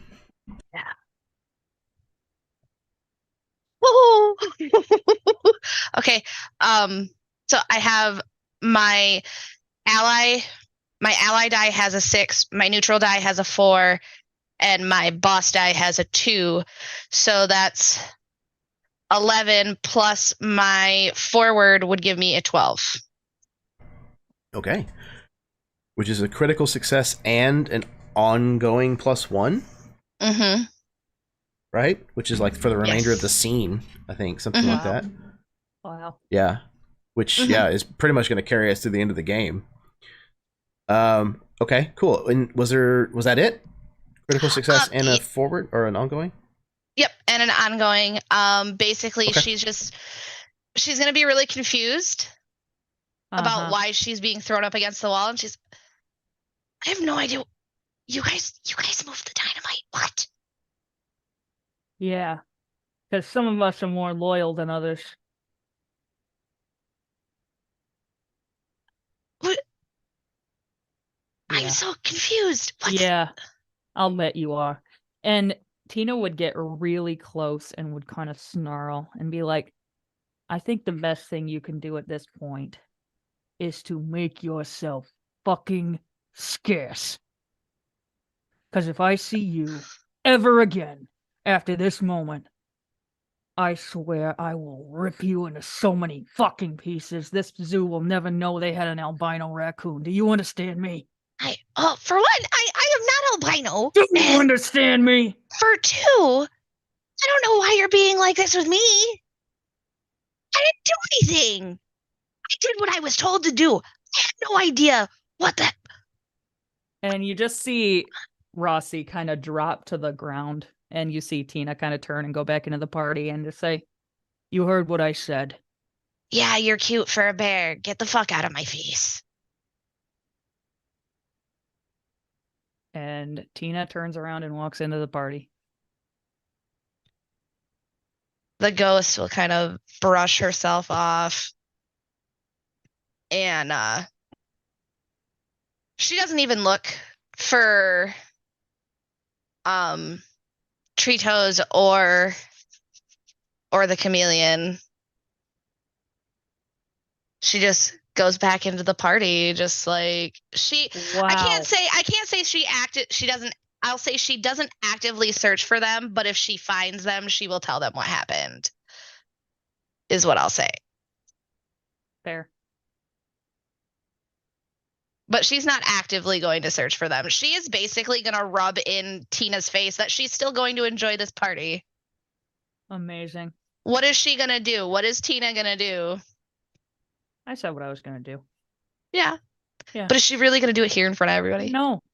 Yeah. Now I don't know if you you're worry. taunting Tina or Carrie. Yeah, sorry, I might. Yeah, I saw Roll what I said. intimidation versus Carrie. Spectacular. Carrie is very intimidated right now. Yeah, and Spectacular. Tina's just trying to enjoy a drink, and at the same time, she's pretty confident there's still boom booms in here, and she is kind of like doing what Fuzzy was doing earlier, which is sort of surreptitiously looking around. Okay. The evening progresses.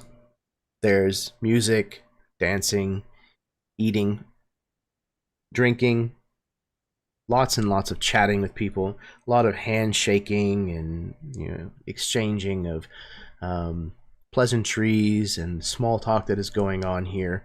There's a lot of people here who are of varying different ranks within the Zambrino family, but also other positions of note within the zoo, some that aren't even associated directly, quote unquote, with any of the families. And there's a lot of other people who have been invited for various reasons. They may serve some kind of societal function, or in the case of like Ms. Pan, are probably bankrolling a good portion of this gala. All of you note that Zambrino has extra muscle with him. He has several bodyguards. One of them is a rhinoceros, one of them is a gorilla, one of them is an elephant. They're all very imposing individuals in and of their own right. But Drago is not here alone either. Victor has Marcel and the boys on the job, but Monty also came with his own crew to keep an eye on things. His are a lot more down low. But you notice them all the same. At least one of you recognizes Slippery Sal in his cheap suit and his flat hat, making his way around, looking here and there. His tail, missing tail, a dead giveaway as to who he is. You don't think you've ever seen Slippery Sal with a full tail. So, needless to say, the tensions are high at this gala. Although to look at the rest of the gathered crowd, you might not really know it. The evening goes on, and the moment approaches when Zambrino is going to take the stage.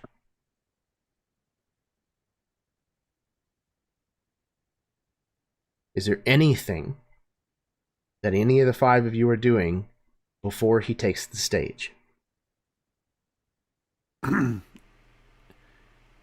There's a moment. If Tina leaves the bar. Tina, do you stay at the bar? Not do the you whole go night. elsewhere? I'd be mingling. I wait until Tina leaves the bar. And then I go to the giraffe. Hey, give me a bottle of vodka. A whole bottle? Yeah, it's for those side party I got going on. I got a couple of ladies off on the side. They want a little private party here. Don't ask questions. Just give me the drink. He kind of adjusts his bow tie that is like way down at almost his waist. Up. Yeah, or yeah, way up. There you go. Where would a giraffe wear a bow tie? That's the real question. Maybe he wears two, like hearts. He adjusts his bow tie and looks around. I don't know if I'm supposed to do that, but I guess there's no harm in it. And he kind of hands you a bottle. While he's reaching for the bottle, I'm going to grab one of the bar rags. Hey, I was using that. You got a whole bunch of them back there. Don't worry about it. My God. And I'm gonna reach into my pocket and toss one of those bag of peanuts up onto the bar. He looks at it. Oh, a fucking giraffe. What am I gonna do with these? A fucking giraffe. Tosses them into the trash. I'm gonna walk away, taking a couple pulls on this bottle just for courage. As I'm going to slink away off to the perimeter somewhere, I'm going to pour some of that vodka onto the rag, and I'm going to stuff the rag down inside the bottle and just stand there with it inside my jacket. Wow. Okay. And for the record, Victor Three Toes Gamba looks nervous AF. He's shifty. He's sweating. He's looking everywhere for everyone. And if Tina's making a perimeter move, I'm moving away. And Tina, again, is more looking for any explosives that she can find reasonably without, like, looking everywhere. So she's not paying attention to him. I think Fuzzy's still looking for Zabrino trying to get closer to him just to try to give him like a final warning of like we think something's still up. I think that peepers would want to get high in the space. Oh. Like, oh, just no, actually, Hell like, yeah, Get brother. high up. he'd I was like, all high right, up, sure, why high not? up, but he'd be like, no, man. Dios mío. I had He's this- hanging around the jazz musicians, apparently. We waited. Yeah. I waited way too long for this bomb to go off, man. I don't fucking know. No, but he'd be like way up, like if there's like a balcony space in this building or whatever, he'd be there. Like I imagine if this is like a zoo observatory, if there's like a second floor to the observatory, he'd be in that space looking down on the stage. Okay. But Fantastic. also hidden, camouflaged away from people.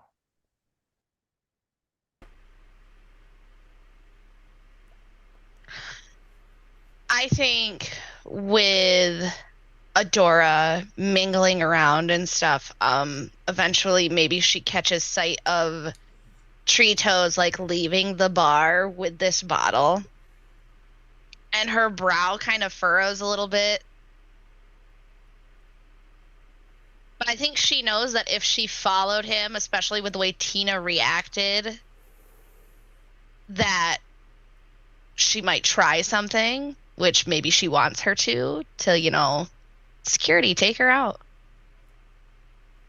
But I think Adora will just go to the bar and she'll sit. She'll offer some peanuts and get herself a drink. Very Alright, yeah. slowly sip on it. Giraffe will pour you whatever you're asking for. Let's do a vodka soda. It's a Coming little right up. vodka soda. Okay. Anybody else? Okay.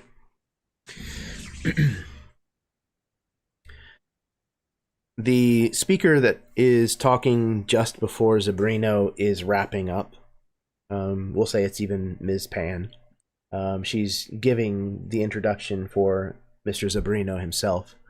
You can see him standing off to the side of the podium, waiting for his turn to come up, waiting for his cue.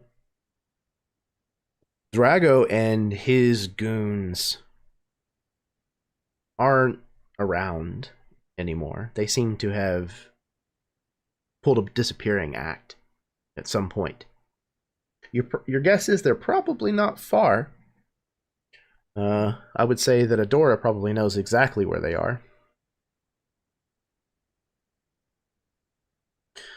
Zabrino mounts the stage to thunderous applause throughout the enclosure.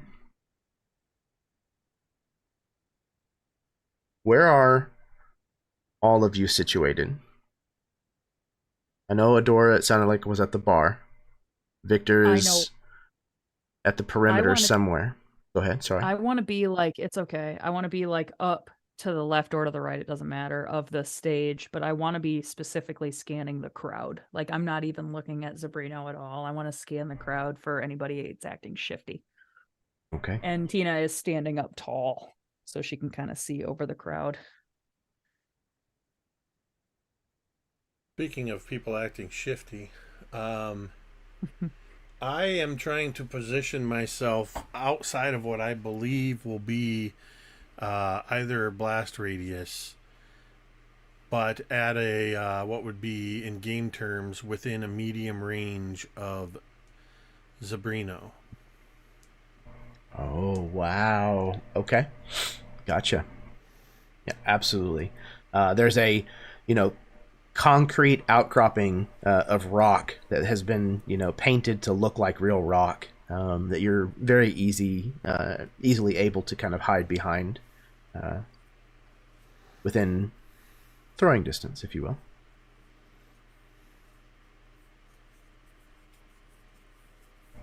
What about? I think Fuzzy's probably in the crowd, just like pushing his way through, but like He might do something crazy hearing that the last speaker is kind of wrapping up and about to start introducing Zabrino. As soon as I hear the introduction, I guess is when he'll kind of. You said he already actually he's taken the stage to Yeah, Thunder's yeah, Claws, he's coming right? up on stage as we're speaking. Okay. Unable to get to him, unable to warn him, too tiny to get his attention.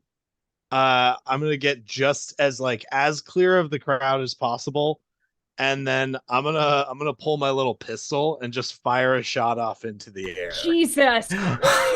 Pandemonium! Oh my god. Okay. Super All right. sick Tyrannus.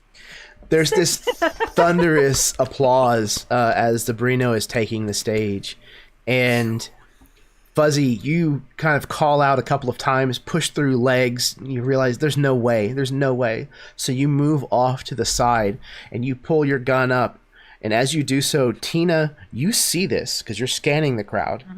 You see, all of them jump up on their feet, clapping, and then you see Fuzzy shoot out the side of the crowd, make some distance, and then reaches into his coat to pull a gun above his head. And that's when the rhino right next to you says, "He's got a gun!"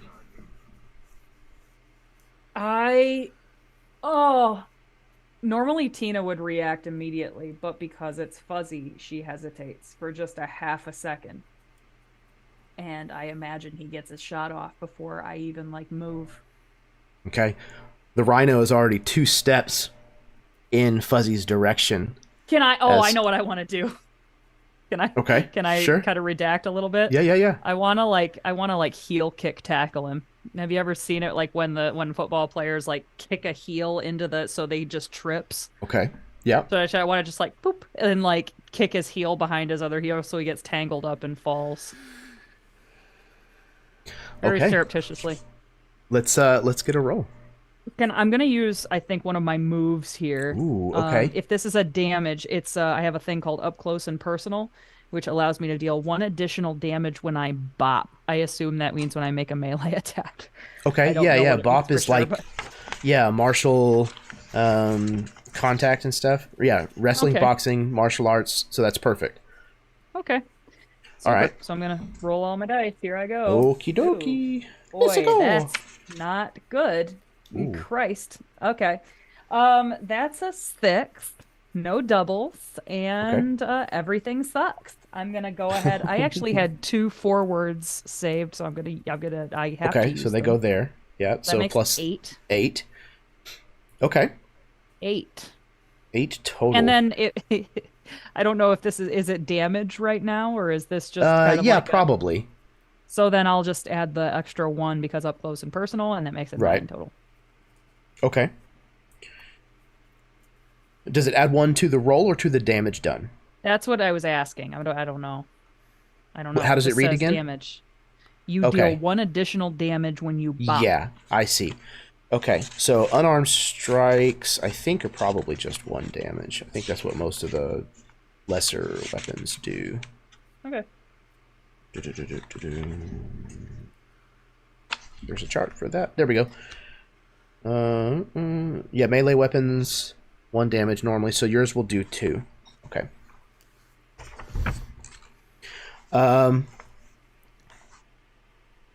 Oh, excellent. Okay.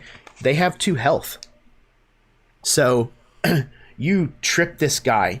He goes forward and he hits a chair with his under jaw that somebody else had vacated by standing up, and it crushes the chair and his lights are out. Okay. He goes Is he face dead down. or unconscious? I mean, you're pretty sure that he's just knocked unconscious, but okay, good. Phew! I didn't want to kill anybody. it was a pretty nasty fall.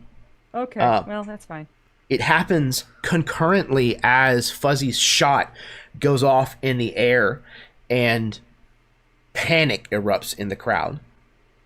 People begin screaming and scrambling for the nearest exit. The rest of the bodyguards tackle Zabrino to the stage. Yep. Never mind. But they are still on the stage. I would rush the stage, and I would be like, "Hey, we gotta get the boss out! We gotta get the boss out of here now, now, now!" And just frantically. And Tina isn't great with words. As soon as Tina, once they put the boss down, tackle him to the stage, to the ground, and Tina runs up there, bottle out, Zippo. Can I do something real quick before you throw that, Jake? Can I say, because it'll help you. It'll help you if What's we this? can do that. What's I mean, this? I don't know where you are, so. So right, no, but I can do something. I have a skill that will give you an additional die, so I want to do Okay. that before you throw it, right? So I have a skill that says I see a soft spot, right? If you're going to perform a bop Oh or my bringing the gosh. heat, right? I can assist you by rolling my awareness. If I get above a 10, I give you +1 ongoing to your to the rest of the scene. So that's why I want to Wow. try to give you a +1 to this. Because I'm definitely planning to bring the heat in a Yeah. quite literal fashion. So let's Yeah, I'm go in. assuming. Is that what that is? Yeah, bringing the Bringing the heat Bringing the heat move would be is like using grenades, a gun yep, or using a yep. weapon. Yep. 100%. Ooh, buddy. Okay. So this So is how just do- me. How does Peepers give this bonus? What interaction is it that allows Three Would you Toes have to to do roll this? first to see Perfect. if you actually succeed? So Oh, yeah, let's okay, see yeah, if I maybe. succeed first, and then Great, if I yeah. do, then we'll be good. Because it could just as easily be that he falls on my face and blocks my view. Oh, heck no. Okay. So, quick question, Jeremy. If I Yeah. roll a 6 on the enemy die, and I Mhm. roll a 6 on my neutral die, and I roll Okay. a 4 on my regular die, what does Okay. that mean? I So got that's double 10 6s. 10 sitting. Do you have anything that is associated with the stat? What is that? That would be awareness. So that's +2. Awareness. It's 12. Okay. Yep. And then But you I have didn't know if the six. I got doubles. double 6s from the one from the enemy die and one from the neutral die. enemy and neutral. Okay. Yep. So it's another critical success. Everyone gains a +1 forward. So, man, I don't know. Okay, I'm going to leave this up to you, Chad. Yep. Your allies get a +1 forward. Mhm. So I'll let you dictate who that goes to amongst these Okay. players. It's gonna be Three Toes and Ghost. Okay. They're getting the bonuses. I see them. I see this happening. I see all this happening. I see the little fucking squirrel shoot off a gun and ruin everything. Everything that we worked for. Fucking squirrel. And at that point, I will pull out a gun of my own. Right? I can't have this go awry. So I gotta clear the space so that Three Toes can throw his gun, like throw that. So I see him over there. I see him lighting the bottle. And as he does so, I pull out my own little 38 and it comes out of my vest pocket from my prehensile tail, and I aim it down at the podium at Zabrino, and I'm gonna shoot in that general direction to kind of get them to disperse off of his body. Right? Oh. Like that's my goal, Okay. is to get them to disperse from the stage so that Okay. he can be an open target for him. All right. So, yeah, you start opening fire, and that causes them to kind of cower a little bit. They're trying to do their job by protecting Zabrino the best they can, but at the same time, under the threat of live fire, it can be a little unnerving. All right, so that's going to give you Three Toes a +1, I believe. +1 forward and the +1 ongoing, because my Oh, my excellent. feature gives a +1 ongoing to that. I know we're nearing the end of the game, and Are you allowing us to stack forwards? Because I also have 2 Yeah. +1 forwards. Yeah, absolutely. So with that, I'm going to have a +4 on top of my oh my god. my 1 for Wow. precision. So whatever I roll, assuming I roll decent, is going to have a 5 added to it. Ooh. It won't fail me now. Dice. That's a spicy meatball. Oh boy. Austin, Okay. we did the right thing. We did the right thing. Oh, I know we did. I got a 4 I on have no my question ally about it. die. I got a 6 Okay. on the neutral die, which makes the total of 15. There's the enemy die is a 5, no sixes, no doubles.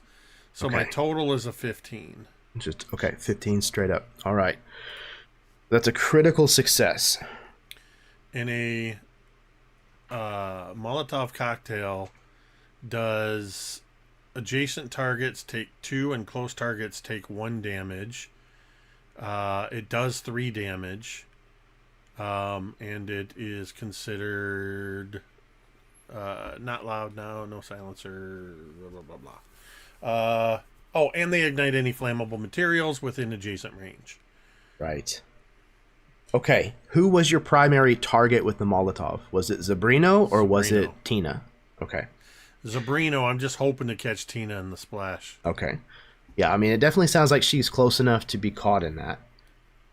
Speaking of catching, and I try to catch it. And feel free to say no because You know it's what? I was getting just wacky. about to ask, can I try to shoot it out of the sky? So Oh man.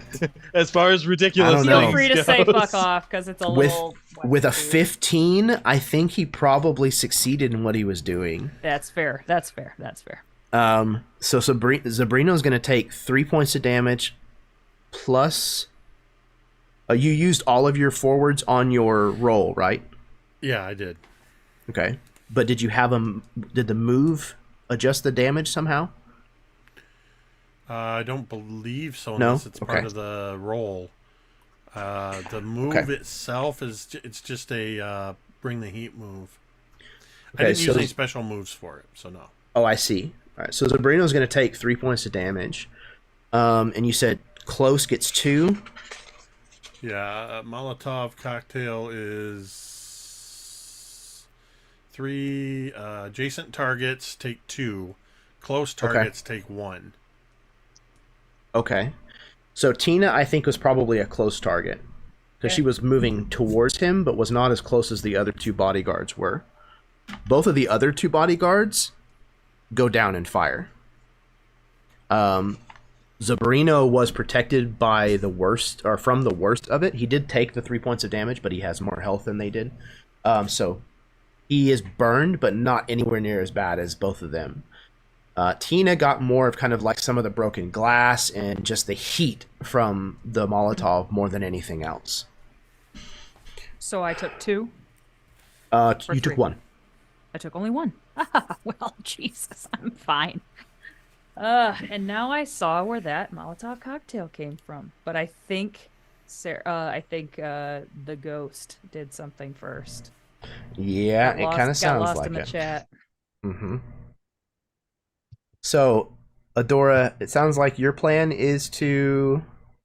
My plan is to the moment the panic starts, like I imagine cinematically, she is running behind this crowd that's in a total panic as, you know, as she gets to this farther side closer to the plunger, that's when Tree Toes throws this Molotov cocktail and she comes to like, I'm hoping that she can come to like a sliding stop right behind this plunger.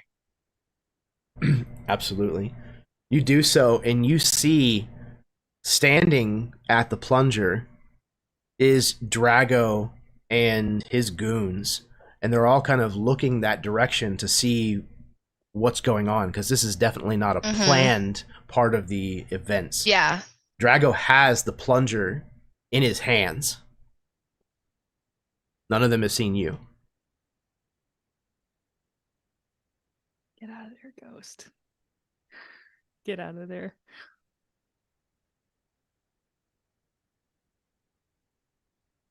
I think what the ghost will do then, since somebody's there, even though she wanted to be the one to blow it up, Uh, I mean, you she could still always push could. his hands. Do not. Why you tempt me? Because I thought about it for a split second. I was like, no, I'm gonna be a good raccoon. I'm gonna be a good trash panda. If anybody has a devil on their What, shoulder, a my raccoon goblin does. energy. Raccoons are just born bad, man. No, they're not. You've been told that all your life. I know. I have Aren't you? been. Hey, just live up to it. I should, shouldn't I? Do it. Prove them right. Prove them right. This is what she's gonna do. Don't be a Nick, be a Trudy. No, this is what she's gonna do. This is what she's gonna do. She is gonna run up. She's gonna put her tiny little hand on Drago's. She's gonna look over to the crowd and she's gonna call out, "Hey, Two Toes!" And not Two Toes, hey, 1, 2. And if Tina looks at her, she's gonna be going like this, and she's gonna slam his hand. Oh. Oh my god. Now, I have a question. Now, Wow. this is going to be a reasonable question. Does the plunger do the little like That would be fun. thing all the way up to the stage? Do I have 1 second to act? Absolutely. Tina would just grab Zambrino and turn, like putting her body kind of between what is going to be the epicenter and him.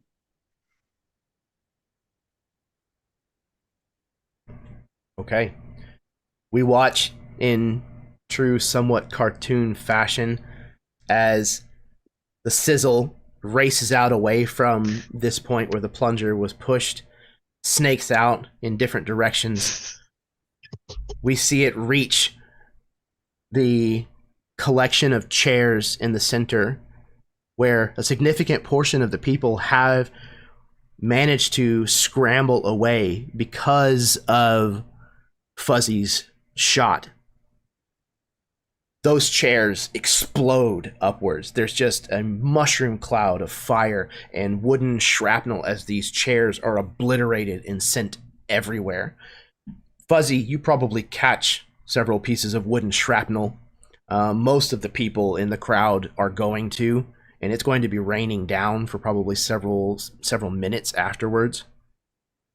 On the stage, the 2 bodyguards on fire are panicking, running around, trying to put themselves out. Zambrino is kind of scrambling to his hooves, and Tina is there all of a sudden, handily grabs him up into this bear hug and turns backwards to the podium. Fuzzy, you lock eyes with Tina for just a moment, and then she disappears in a ball of fire.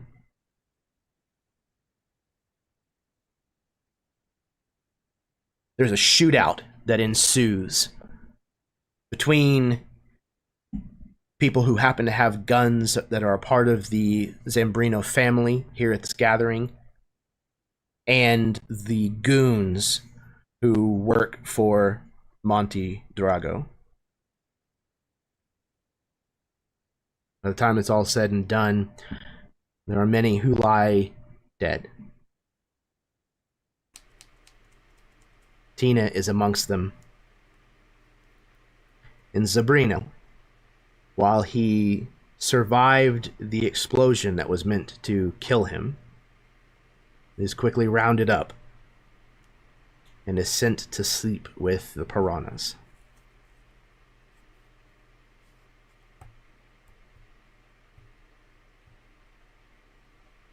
I think we're going to go around and do epilogues, if anybody wants to do one. But that's it. That's our story. Monty Drago is the new boss on the block.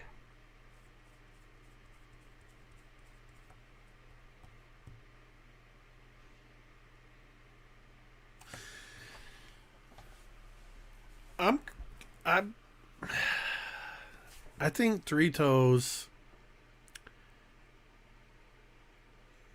in the chaos, gathers up whatever whoever of Marcel and the monkeys survived. I just rolled a d6 just for fun, and I think only Marcel survived. I rolled a 1. One of them. Just one. I'm gonna grab Marcel. It's not safe. It's not safe here for us anymore. Things just went all wonky. It was. Here, take these, and I'm gonna shove a bunch of bags of peanuts in his hands, because Victor always had a soft spot for Marcel. You need to get out of here, and I think Three Toes in the aftermath is shook, is rattled, and is very much acting irrationally. And I imagine whatever else you may do with him, I feel like at some point Victor Three Toes Gamba is back at his enclosure, rapidly packing some bags. And when he turns to leave, the anaconda's there. Oh, yes! Oh, Yes! I forgot about him! Yes! If you didn't do it, I was gonna do it. Absolutely. I love that. I don't see any way, given what happened and how irrational he's been, I just see as he turns to leave, the last thing you see is the door to Three Toes enclosure going to-dunk. Yep. And one of the suitcases just sitting there on the ground, empty, not moving. Fuck, yes. A still burning cigarette lying next to it. Oh, that's awesome. Oh, fuck. I don't have That's a character beautiful. sheet, but Yep.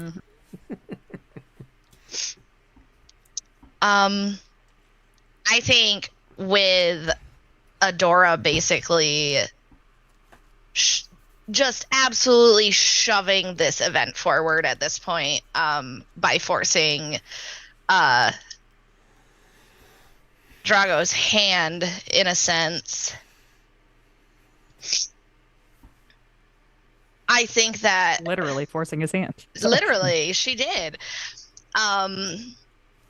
I like to think that maybe he thought that was good initiative. Killer And, instinct. Exactly. Oh. neutral And- one's gonna get made. And you never know. I'll always look like I'm not choosing a side, huh? Mm-hmm. I had the chance, and I never did. And I imagine that if she gets accepted into this family, that very obviously she would help them with, the random, hey, we need to get into this place. She'd help them with that, But she'd also be, after watching Tree Toes and listening to Tree Toes, I think she might want to try and get a crew of her own where she has people that she can go to that will help her as well. Marcel day, starts working for you, maybe. Yes. I was gonna say one day a capuchin monkey just shows up on your crew and just starts doing everything you say. Yes. I Marcel love would work this. for you. She's got the wolves, and then she's got the capuchin monkey, and then she gets more Perfect. capuchin monkeys, so he's not lonely.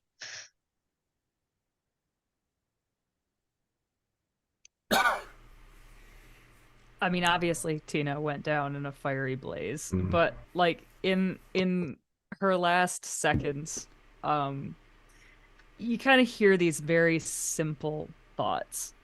You hear I saw Fuzzy. He was nice to me. I hope he turns out all right. And then you see Zambino and you hear, Zambino, he was always nice to me. I hope he comes out okay. And you hear just these little kind of snippets almost. And then it's just kind of like raccoons always turn out bad. I should have known better.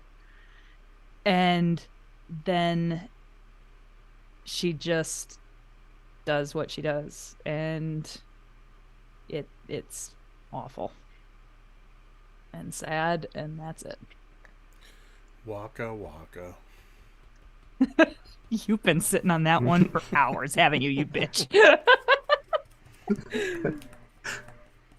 And Fuzzy or Peepers? Either one of you have an epilogue? Yeah, but feel free, Austin. Go ahead. Yeah, sure. So Fuzzy, limped away, full of like debris from this like shrapnel from these tables and things. He dragged himself into one of his little secret hideaways throughout the zoo, and recovered there by himself enough that he was able to wait for cover of day and slip out of the zoo. And I would imagine, like, if you cut back like months later, he's 2 blocks away from the entrance to the zoo. He's fully camped out on the top of this vegan cafe. He's lost like a third of his body weight, and he's just doing like little squirrel push-ups. And there's just like this little crude drawing of Peepers and the ghost and Three Toes up on like the wall. And he's just like, he just keeps looking up at them as he's like pumping away. He's got religious tattoos on his back. Gonna do it for Tina. Oh, Do it for Tina. And he's just like pumping himself up. that's awesome. That's so sweet. Fucking amazing. In the exact polar opposite. I imagine that after all of this is done, Peepers has now gone back to Drago. That was his intention the entire time, is to make this happen, make sure this went off without a hitch, and it did. And now he's a made man. You see him now with like this very sleek, as opposed to like just like the raggedy kind of stuff he had on before. Now he has this very, very sleek black suit and like some night vision goggles and all the kind of like crazy shit you would need. But you see him like knock on the door of this cage or whatever of Drago, and I imagine that like he is now trying his best to become like right hand man of Drago.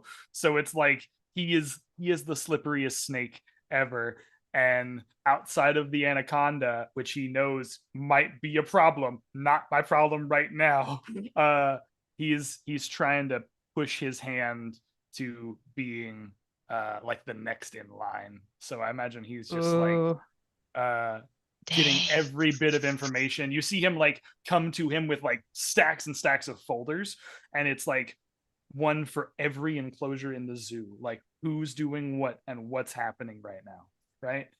He's got it all done and waiting just for that moment where he might be able to screw over Drago himself. Damn. Just outstanding. Like, fucking incredible. This was such an absolute pleasure, and I knew this was going to be fun and there were going to be a lot of laughs, but I did not expect for it to work out so succinctly, and so just well-rounded, especially whenever there was a clear divide in what people wanted to do in the group. That was totally unexpected. It caught me so off guard, and it ended up just being so magnificent. So I'm really, really, really pleased with how this game went. Thank all of you so very much for bringing really great characters to this story, and just fully embracing this kind of zany but also dark, kind of really silly mafia story. This was a ton of fun. Yeah, I'm going to pass things back over to my players so that they can touch again on where you might be able to find them on the internet, what they have going on, give any kind of parting words that they might want to give, and then we're going to call it a night. So, yeah, we'll start in reverse order with Chadley. What can I say? This crew was nuts, and I loved it the entire way. It was the best ride. Thank you, Jeremy, for hosting. Yeah, I love characters like this, and I love this game. Zoo Mafia, the first time playing Zoo Mafia, this is an amazing system, and I will play this again, no doubt. I love this. It's always cool to be able to play like crazy, weird, like zoo animals and like how they would interact with one another. So, yeah, thank you for the license for creativity throughout this, and just the absolute gem of GMing that you do, my man. Thank you very much. And I sincerely appreciate that, man. Thank you. It's easy to game or easy to run a game for players that that take so much initiative with the creativity, and are trustworthy with that. You know, they're good custodians of that trust. It's always just such a joy. So thank y'all for all being the kind of player. All right. Speaking of just utter joy, Jake. I absolutely loved that right off the bat. Austin went into I don't know if we should go along with this, and gave me the opportunity to oppose that. I didn't know that I was going to be a Drago loyalist until Austin and then Carrie were like, you know what? No, we're going to throw that. I'm like, I'm in it. But I also kind of had in the back of my mind playing this character as a Pesci type character, that when it really came down to it, he just didn't have what it took. And he was going to try to cut and run. He was in way over his head from the beginning. All of these characters were absolutely incredible, getting to interplay with everybody.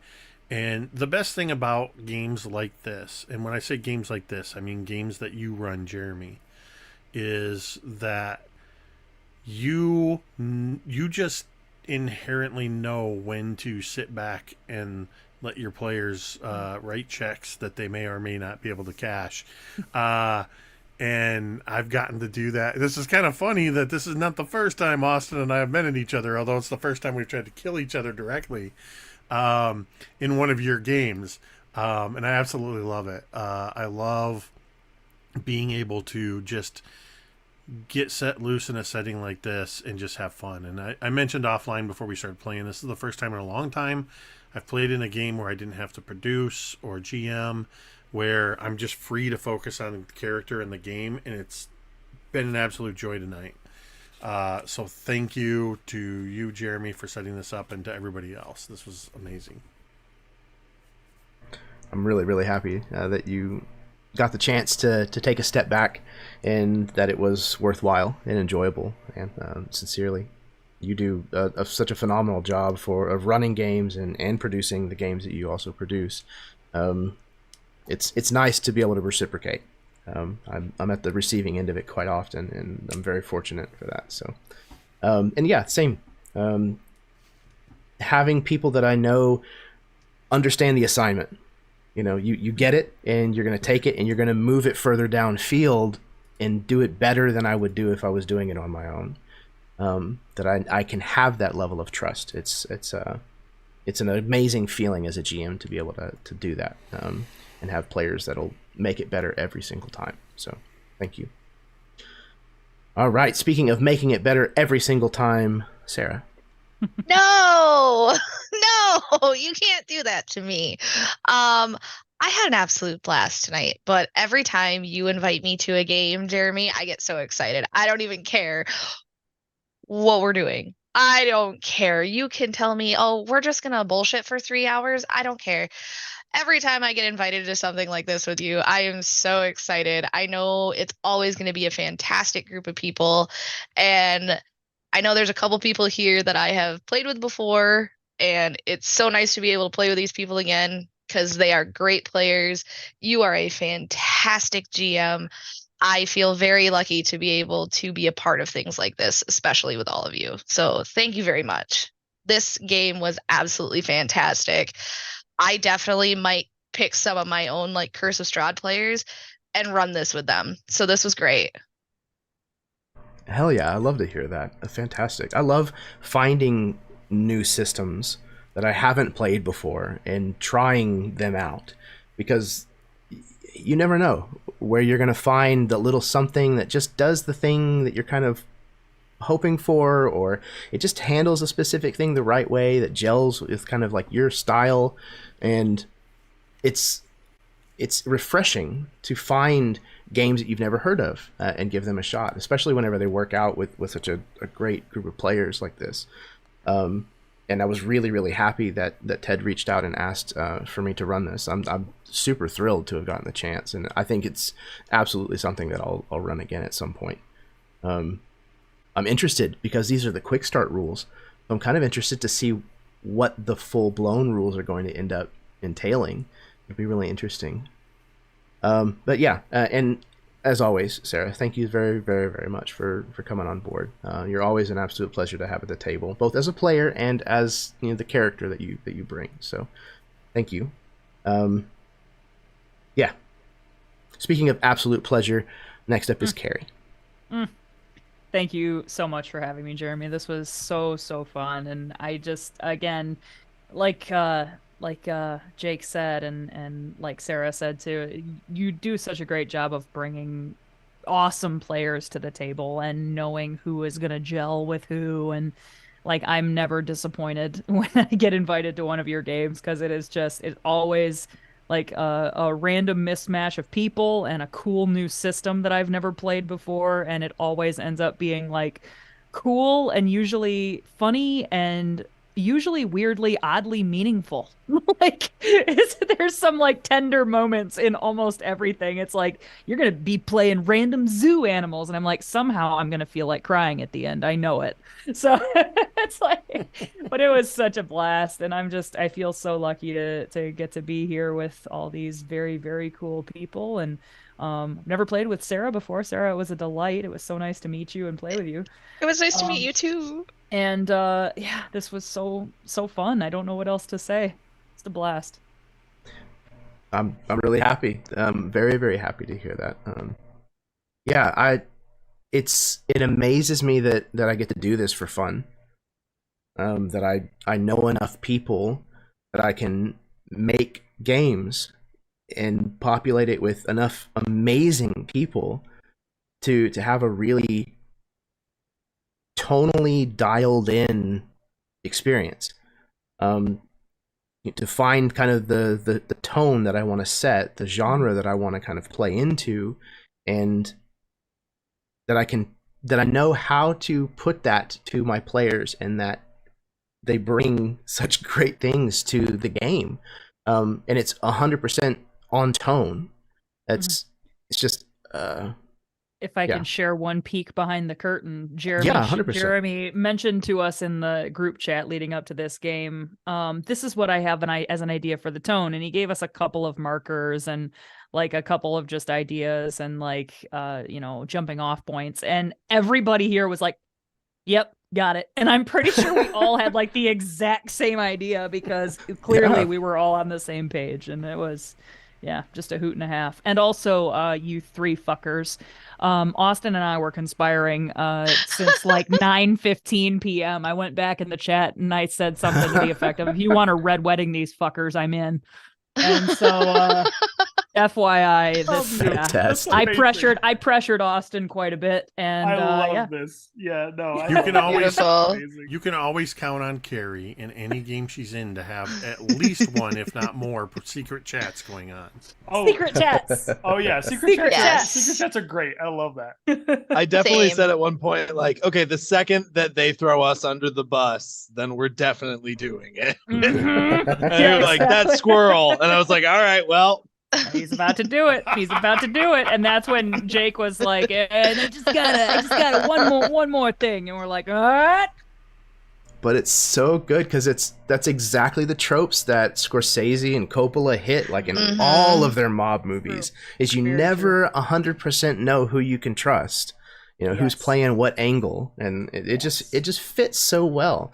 And in some games, that kind of PvP would be really detrimental with certain players in particular. They would not take that in stride, but all of you, every single one of you, did, and not only were okay with it, but you took it to its logical conclusion, and you pushed it further in that direction, which is it's stellar, absolutely stellar player behavior. We inadvertently changed this to a fiasco campaign. I'm for it. We did. Yes. I'm for it. It was amazing. Such a fantastic thing to I want this to group witness. to play fiasco. Oh God, I would be down. That needs to be the next thing. That's what I'm saying. I would absolutely I haven't be played down. Fiasco in ages. I'm down. I've never played. I'm down. Sorry, not to give So anybody much any fun. ideas. I'm cutting off Austin. I I'm already in. apologize. Speaking of fiasco, last but not least, Austin. Knew it was coming.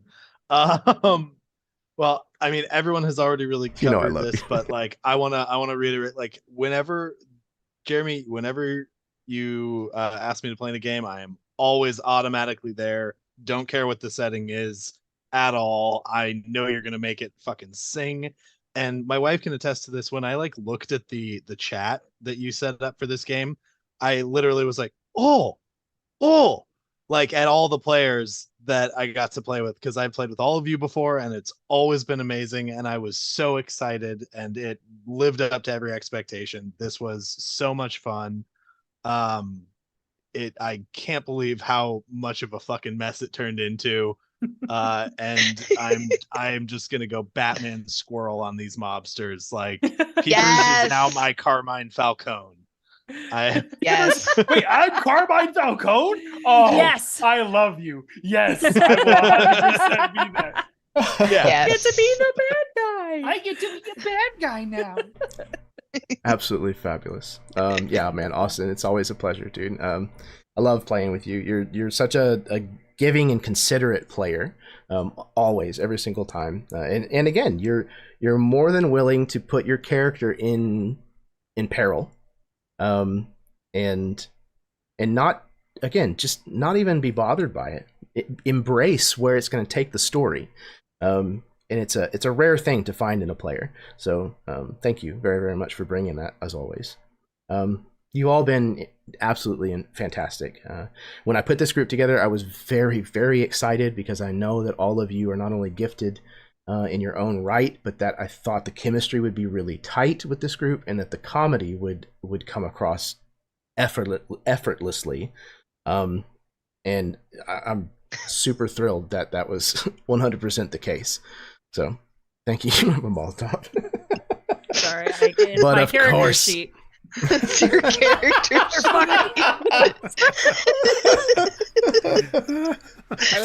Fucking A.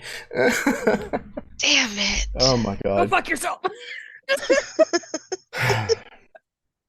For all of you who watched this evening, whether you watched it as we played it, or whether you may have found this at some point down the road and are giving it a watch, thank you very, very much for tuning in. It genuinely, honestly means a ton to me whenever these games are entertaining enough for people to watch them. We have a blast playing them, so the fact that it can be seen as entertainment by somebody out there makes me really, really, really happy. So I appreciate it. Do all the things that YouTube likes. Hit the like button, subscribe, share the link around if you feel like it. I would deeply appreciate that as well. What else? Kindness Like it is a before free Zoo action. Mafia gets popular. Yeah, man. there This you is go. the ground floor. Get in on the This ground is- floor. Yeah, absolutely. Yeah, same message as always, that kindness is a free action. It costs you absolutely nothing to be nice to someone. In the state of things currently, the world needs a whole hell of a lot more kindness put into it. So if it doesn't cost you anything and the world needs some, then we know what we have to do. We understand the assignment. So get out there and be nice. But until next time, may your dice roll high and your snacks always be within reach.